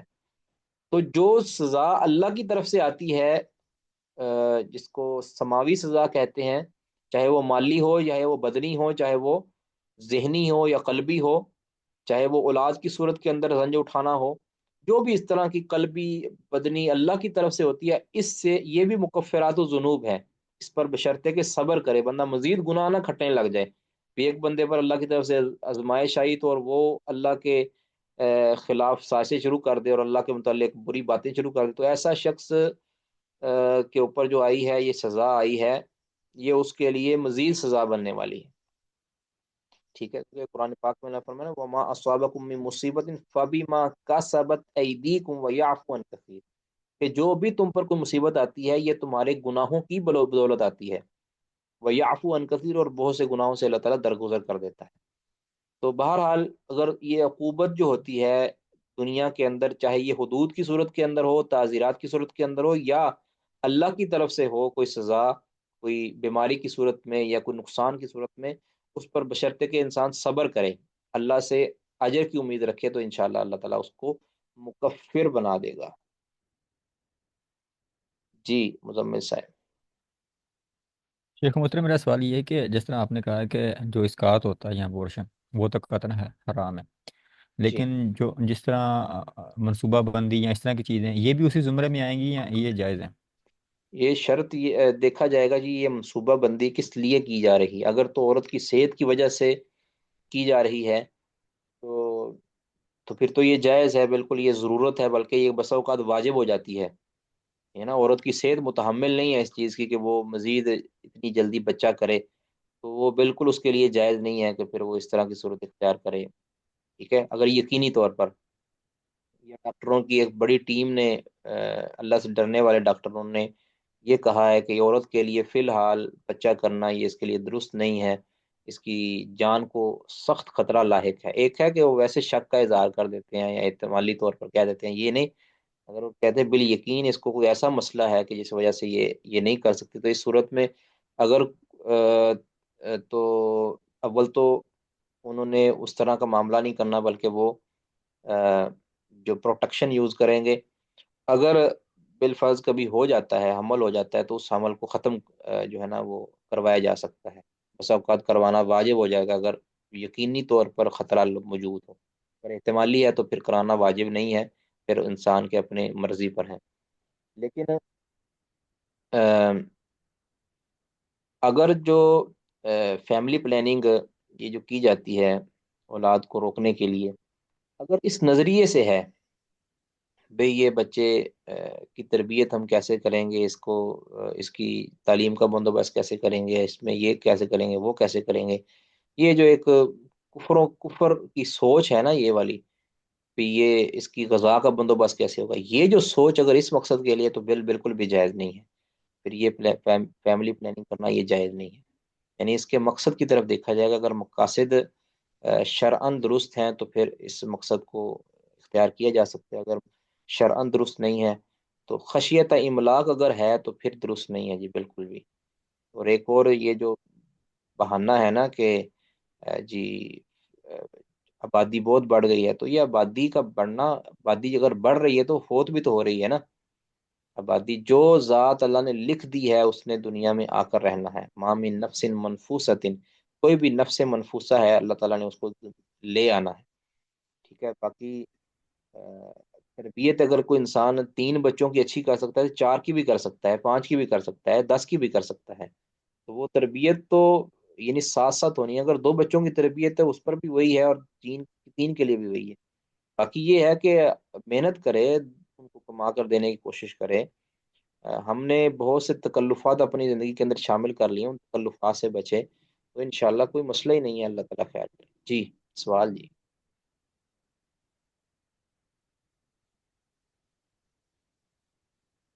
تو اس کے علاوہ یعنی کہ کوئی صورت جائز نہیں ہوگی اس طرح کے کرنے کی، اگر کوئی ہیلتھ کا ایشو نہیں ہے یا اس طرح کا کوئی سیریس ایشو نہ ہو تو؟ ہاں نہیں کوئی مسئلہ ایسا نہیں، پھر جائز نہیں جی۔ جی۔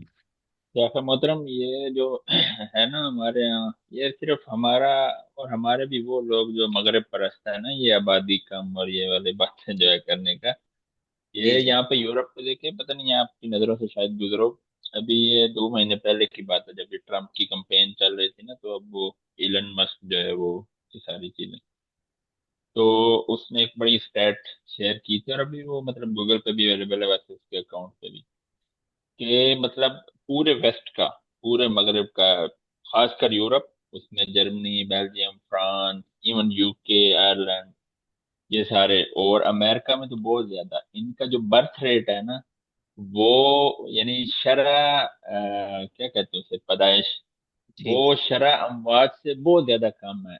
تو ایسٹیمیٹڈ یہ ہے کہ I don't remember exactly like 60 سال تھے یا 80 سال، اگر ایسا ہی رہا تو یورپ اور امریکہ، ان کی جو آبادی ہے وہ آدھے سے بھی نصف رہ جائے گی، اللہ اکبر اللہ۔ یعنی یہ بالکل ختم ہو، یعنی یہ اور وہ بار بار اس بات پہ، آپ اس کو دیکھیں نا، میرے خیال میں ہر ہفتے یہ دوسرے بعد وہ یہ پوسٹ کرتا ہے، حالانکہ وہ مطلب خبیث انسان ہے، یعنی مسلمانوں کے تو بہت ہی، اب وہ آ کے بالکل ریڈیکل ہو گیا نا، خاص کر جی پاکستانیوں کی یہ بہت جی خلاف کمپین کرتا رہا، جو یو کے کی کمیونٹی ہے اور اسرائیل کے برابر وہ ہے وہ سارا، ہاں اس جی ہاں کے جی باوجود وہ بار بار کہتا ہے we need more baby, we need, اور اس نے ٹرمپ سے وہ مطلب وہ ڈائریکٹو آرڈر جو ہے، وہ ایگزیکٹو آرڈر سائن کروایا ہے کہ نو مور ابورشن، لائک ابورشن کو وہ بین کرنا چاہ رہے ہیں، کہ ابورشن اب ہم نہیں کریں گے، because we need more baby, otherwise ہماری جو یہ چٹی چمڑی والے ہیں یہ تو بالکل ناپید ہو جائیں گے، اور پھر یہ جی جو سارا کچھ ہے یہ اوور ٹیکن ہو جائے۔ اور اگر یہ مسئلہ نہیں ہے تو صرف مسلم ممالک میں نہیں ہے، باقی دنیا کا کوئی ملک دکھا کے دیکھ، کوئی ایک شاذ و نادر ہو، میں نے وہ پورا ہفتہ مطلب نا اس چیز پہ اسپینڈ کیا ہے، کیونکہ ادھر ہفتے کو ہم دعویٰ کرتے ہیں نا تو یہ ایک بڑا اعتراض ہوتا ہے، بچے زیادہ فتح کرتے ہیں آپ لوگ، ہوں تو بڑا اس پہ میں نے مطلب تحقیق کی، اور ڈیٹا بھی ہے ہمارے پاس اگر کوئی دیکھنا چاہے، کہ مطلب سوائے کوئی ایک مسلم ملک تھا، وہ بھی پراپر مسلم ملک نہیں تھا افریقہ میں، وہ اس کی مطلب میجورٹی تھوڑی مسلمانوں کی تھی، اس میں تھوڑا سا تھا یہ اسٹیٹ کا، ادروائز کوئی بھی ایسا مسلمان ملک نہیں ہے جس میں یہ چیلنج ہو ان کے پاس، اور یہی وجہ ہے کہ یہ امیگریشن کو ختم نہیں کر سکتے، کیونکہ ان کے پاس ورک فورس ہی نہیں ہے، جی جی بالکل یہ ہمارے کنٹری سے جب تک ان کے پاس ڈاکٹر نے، اب ادھر جائیں، یہ پچھلے دنوں میری وائف کا مسئلہ بنا ہے، ہاسپٹل امر، یقین کریں ایک ڈاکٹر تھا، اور وہ بھی ایک پاکستانی تھا اور ایک مصر سے تھا، وہ اچھا ایک آپریشن تھیٹر، دوسرا آپریشن تھیٹر، تیسرا آپریشن تھیٹر، ایمرجنسی اور مین وارڈ، 5 جگہوں پہ وہ 2 ڈاکٹر، ایک جگہ آتے تھے انہیں کال پہ کال، دوسری جگہ آتے تھے، نرسز ان کے پاس نہیں ہے، یورپ کا، وہ یو کے کا حال دیکھ لیں، اس نے یورپین یونین کو چھوڑا ہے، اس کے سارے وہ مطلب این ایچ ایس سسٹم جو ہے، ہیلتھ سسٹم، وہ سارا کولیپس ہو گیا، یعنی ان کے پاس کچھ بھی نہیں ہے، اور یہ बस देखने में ऐसे होता है कि भाई आबादी कम करें, ये करे वो।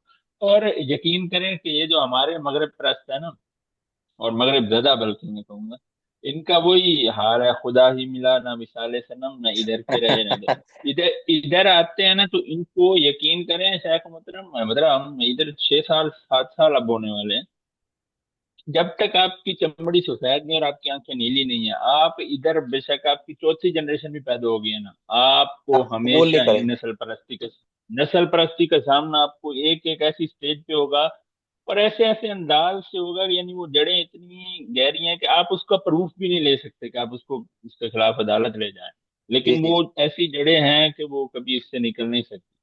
तो उधर से अपनों से मार खा ली, दीन से भी गए, हर चीज से गए, और इधर आके भी जूते पड़ रहे हैं, कुत्तों की तरह उनको डील किया जाता है। तो ये हम्म। बड़ा मामला खराब है। लुबे लुबाब ये है कि ये जो आबादी वाला मामला है ना, ये तो यकीन करें कि आप खुद मतलब कोई भी हम ऐसे भाई बहन जो क्लास में रहते हैं, ये अभी गूगल करके देखें कि जो बर्थ रेट है और डेथ रेट है उसकी क्या रेशो चल रही है। तो Europe waste, almost all of the country, सिवाय कुछ ईस्टर्न यूरोपन के जिनमें अभी भी मजहब की कुछ ना कुछ रमक बाकी है, जिस तरह रोमेनिया हो गया है ये, तो मतलब वहां पे अभी भी कुछ ना कुछ है। अदरवाइज ये सारा वेस्ट जो है वो मतलब लियुज़हिरहु अलद्दीन कुल्ली व कफा बिल्लाहि शहीदा इंशाअल्लाह। बारकल्लाहु फीका। मुझे मेरे साथ वो शेयर कीजिएगा व्हाट्सएप पे ना। जी। इंशाअल्लाह। बारकल्लाहु फीका। अच्छा जी, अब इसमें जो हमारी बात हो रही थी कि उकूबत से जो है ना बाज़ उकूबतें कुफारा बन जाती हैं गुनाहों का। तो अगर वमन अस्वाब मिन ज़ालिका शैयन, अगली अगली बात वमन अस्वाब, अच्छा यहाँ पे रुकें, फिर चलें ज़रा पीछे। यानी जिस तरह मैंने कहा था ना कि जो इन गुनाहों में से किसी का शिकार हो गया, फ़ऊक़िब फ़िद दुनिया फ़हुव कफ़ारतुन लहू वमन अस्वाब मिन ज़ालिका शैयन, और जो इन गुनाहों में से किसी का शिकार हो गया, थुम्मा सतरहुल्लाहु, फिर अल्लाह ने उस पर पर्दा डाल दिया, यानी उसको, उसका जो गुनाह था, गुनाह तो उसने कर लिया, हराम का तो इर्तिकाब उसने कर लिया, अब ना तो उसने खुद किसी को बताया अपने उस गुनाह का, क्योंकि बसा का ये भी एक बीमारी है ना, लोगों को बड़े फख्र के साथ बताते हैं मैंने ये कर लिया। कोई बहुत ही आजिज होगा ना, यार मुझसे ये हो गया था। अभी किसी को बताने की क्या जरूरत है, अपने गुनाह को अल्लाह के सामने रखो, अल्लाह से माफी मांगो और उस पर पर्दा डालो, अपनी इज्जत की हिफाजत करो। इस तरह जिस्म की हिफाजत करना जरूरी है, इस तरह इज्जत की हिफाजत करना जरूरी है। ये जो होता है ना, ये भी एक होता है जी, लोग अपनी बीवियों से अपने जो है ना साबका जिंदगी शेयर करते हैं, ये भी दुरुस्त नहीं है। ठीक है, अपनी जिंदगी पर पर्दा डालें, अगर अल्लाह ताला ने पर्दा रखा हुआ है तो अल्लाह से माफी मांगे कि अल्लाह क़यामत के दिन भी पर्दा ही रखे। ये कोई नेकी नहीं है कि अपने आज अपने अपनी आजिज़ी का इजहार करे जी, यार मैं तो ऐसा करता रहा हूँ, ये कोई इसमें जरता बराबर भी है, ऐसा तकवा है कि जिस तकवे की अल्लाह को कोई ज़रूरत नहीं है। ठीक है, इसलिए अपने गुनाहों को छुपाया करें, और गुनाहों को जाहिर करना भी एक तरह की गुनाह की दावत है, याद रखें। ये नॉर्मलाइज हो जाते हैं गुनाह, जब एक बड़ा आदमी भी ये जिक्र करता है ना कि मैं ये करता रहा हूँ। ये आजकल जी आपने देखा होगा ना, ये जितने जो यानी सो कॉल्ड जो कामयाब लोग होते हैं मीडिया के, वो आके बताते हैं जी मैं तो स्कूल नहीं जाता था, मैं तो फेल हो गया फलां से भी फलां। अब ये चीज़ें यूथ को ख़राब करने वाली बात है। यानी ये फेल होने को या नाकाम होने को, अगरचे इसकी हमारे यहाँ तो हैसियत नहीं, लेकिन मैं एक बात कर रहा हूँ कि ये एक तरह से हमारे जो जवान हैं उनके ज़हन में ये डालने वाली बात है कि भी कोई हर्ज नहीं है, पढ़ाई कुछ भी नहीं होती और ये कुछ भी नहीं होता।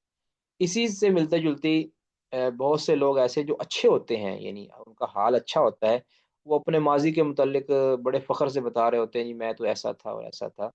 भी ठीक है, अल्लाह ने अगर पर्दा रखा हुआ है तो दूसरों के अंदर बयान करने की ज़रूरत नहीं है। इससे गुनाह जो है ये नॉर्मलाइज़ होते हैं, गुनाह की जो हिद्दत और शिद्दत है वो कम हो जाती है।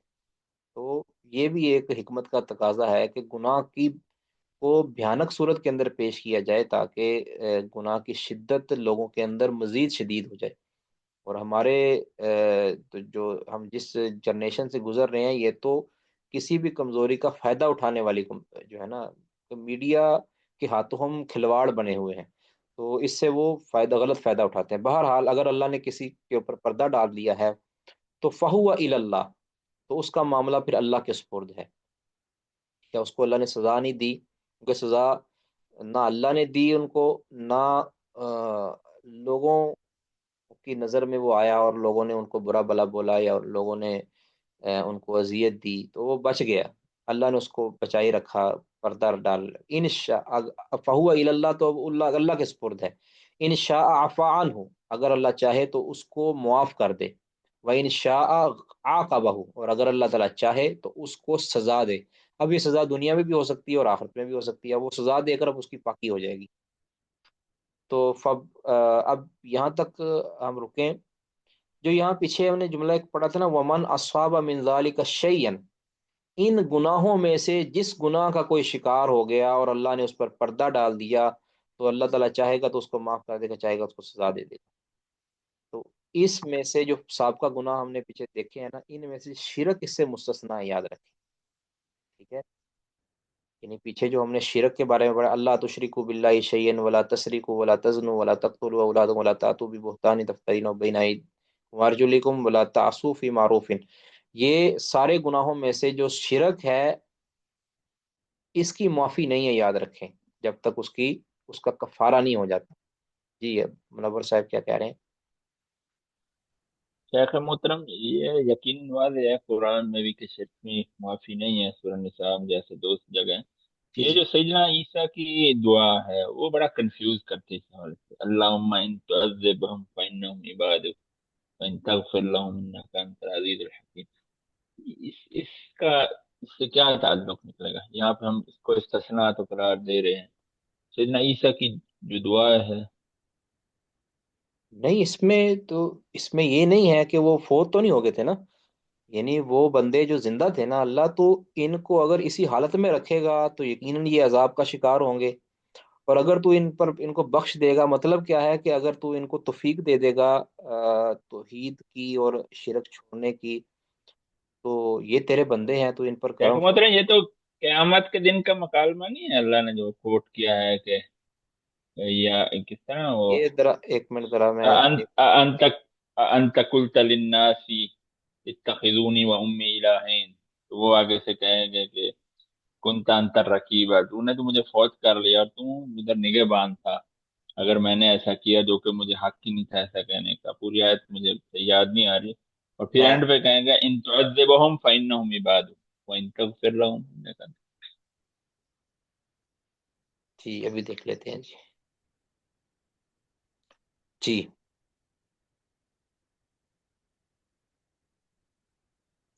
اچھا یہ دیکھیں جی،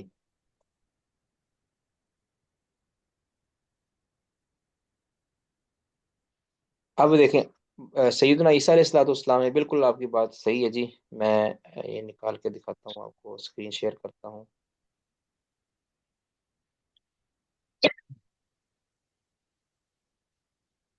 یہ دیکھیں جی، یہ وہ مکالمہ ہے، سورہ مائدہ کے آخر میں آتا ہے۔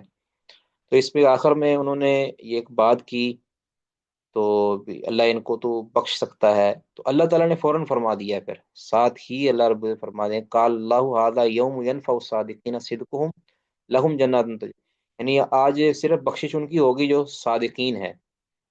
تو ادھر ساتھ ہی یعنی اس طرح ہی ہے، نبی صلی اللہ علیہ وسلم بھی تو ابراہیم علیہ الصلوۃ والسلام نے اپنے والد کے لیے بخشش کی دعا مانگی، اور نبی صلی اللہ علیہ وسلم نے اجازت چاہی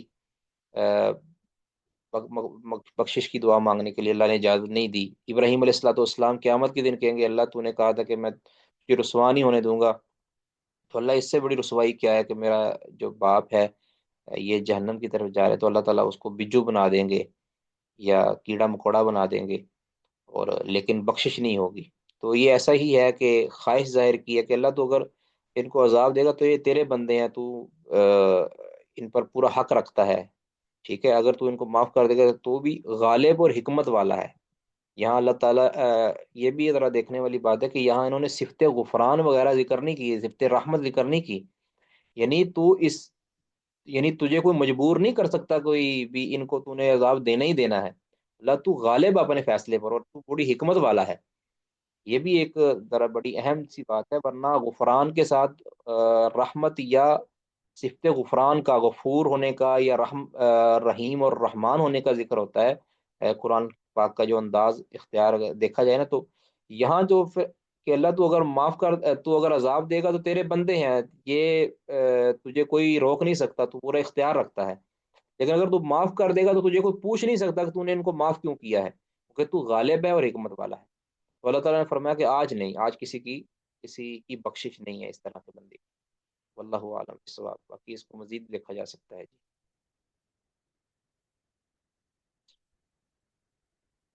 جی۔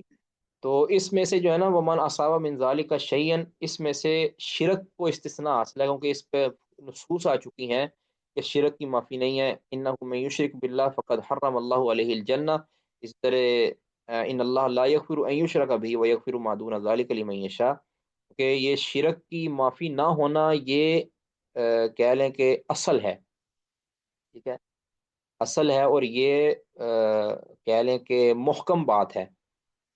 تو یاد رکھیں کہ ایک قاعدہ ہے کہ جب چیز متشابہ ہو نا، تو متشابہ کا فیصلہ اگر کوئی ممکن نہ ہو تو اس کو محکم کی طرف لٹایا جائے گا۔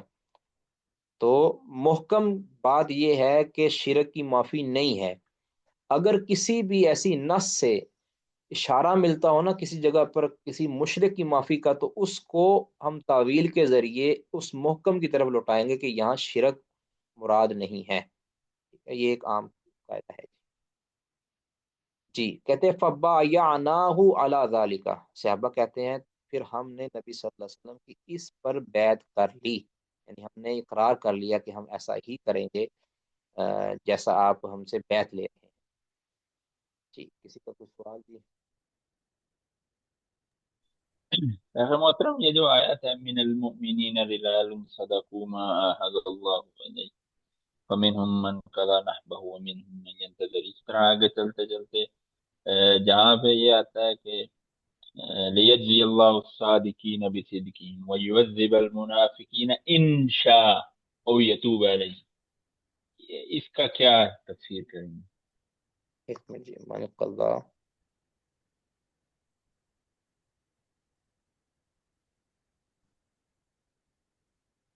جی۔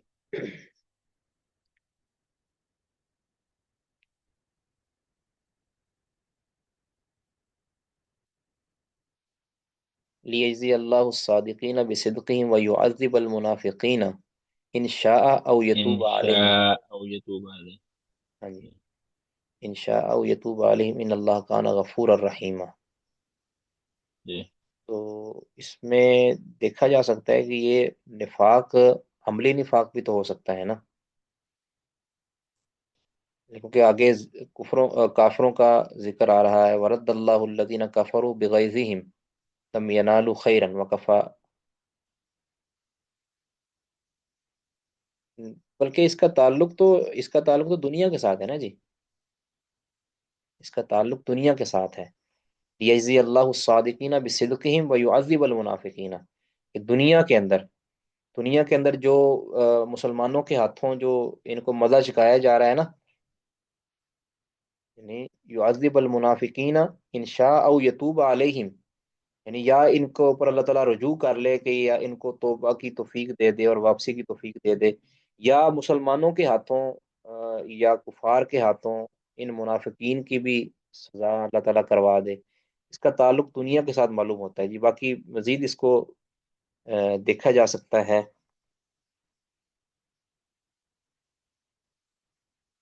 اگر آپ مجھے وہ آیات مجھے واٹس ایپ کر دیں گے تو انشاءاللہ میں آپ کو اس پر دیکھ کر نا تفصیل سے آگاہ کر دوں گا جی، بہتر، جزاکم اللہ۔ جی۔ باقی کسی اور کوئی سوال جی اس بارے میں؟ ایسا محترم، یہ جو ابن تیمیہ رحمہ اللہ سے منسوب کیا جاتا ہے، آپ بھی کہیں گے سب کی ذریعے روک دیا، ابن تیمیہ رحمہ اللہ سے جو منسوب کیا جاتا ہے فنائے نار کا جو عقیدہ ہے، جی تو اس حوالے سے کیا ہے؟ اس حوالے سے نا کوئی شرح صدر نہیں ہوتی، یہ نہیں کہ ہم ابن تیمیہ رحمہ اللہ کے، ہم تو کہتے ہیں کہ اگر ان کا تھا بھی تو یہ تفردات میں سے ہی ہوگا، مطلب یہ قرآن کے تو بالکل خلاف ہے۔ اس کے بارے میں آپ کیا فرماتے ہیں؟ देखिए इब्न तैमिया रहमहुल्लाह की वाज़ेह पिछले इबारात। दिनों पाकिस्तान में भी इसकी काफी कंपेन चली रही है आपकी नजरों से गुजरी है। इब्न तो वो तैमिया फिर बाद रहमहुल्लाह भाई है जो है ना। जी जी, इब्न तैमिया रहमहुल्लाह के बारे में मैं आपको अभी अता करता हूँ। एक मिनट जरा।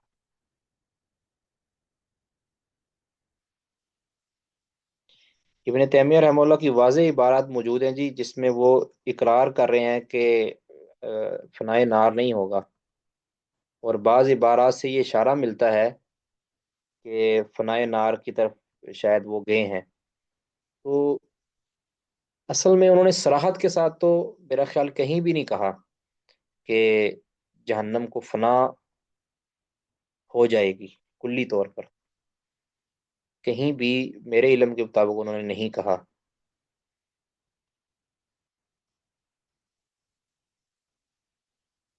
इस पर हमने मजमून भी एक लिखा है,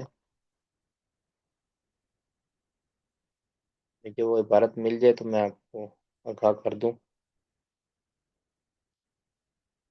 शेख मोहतरम, अगर वो मजमून आप ग्रुप में भेज दें ताकि सारे पढ़ लें। हाँ जी, मैं वो भेज देता हूँ इंशाल्लाह। जी।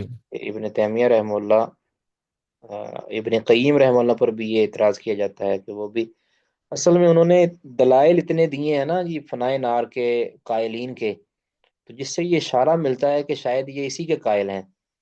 तो जबकि ऐसा नहीं है, कि वो तो सराहतन कह रहे हैं कि वो आग और जन्नत और जहन्नम को फना नहीं है। अलबत्ता इस तरह की कोई इबारत इब्न क़य्यिम रहमहुल्लाह की गालबन है कि वो कहते हैं कि जहन्नम के अंदर बाज़ हिस्से ऐसे होंगे कि जिनको अल्लाह ताला ख़त्म कर देगा, फना कर देगा। वो हिस्से होंगे कि जिनको, जिनके रहने वालों को अल्लाह ताला जहन्नम से निकाल देगा। इस तरह की कोई इबारत तो मिलती है, यानी कि सारे लोग जो है ना हमेशा हमेशा के लिए जहन्नम में तो नहीं जाएंगे ना, कुछ ऐसे हैं जो निकाल लिए जाएंगे अपनी सजा के बाद। तो इस तरह की कोई मिलती है कि वो जो फना है, नार है ना, वो फना हो जाएगी शायद। तो हाँ बाकी जी शायद, मतलब सराहत भी नहीं, मतलब ये जो है प्रोपेगेंडा किया जाता है कि सराहत इब्न तैमिया रहमतुल्लाह की। ये सराहत, मतलब रुझान कहा जा सकता है कि रुझान महसूस होता है उन बातों से ये इस तरह। हाँ, लेकिन महसूस सराहत तो होता है। नहीं। सराहत नहीं है, जी। सराहत तो है इस बात की कि वो फनाए नार के कायल नहीं थे, इसकी सराहत है, जैसे अहले सुन्ना का अकीदा है। तो मैं उस पर इंशाल्लाह आपको कुछ हवाले शायद पेश करूंगा। बहरहाल मेरा ख्याल हम इसी पर इक्तफा करते हैं जी, अगला बाब ना ही पढ़े तो की ख्याल है। ठीक है जी, किसी का कोई सवाल है जी? और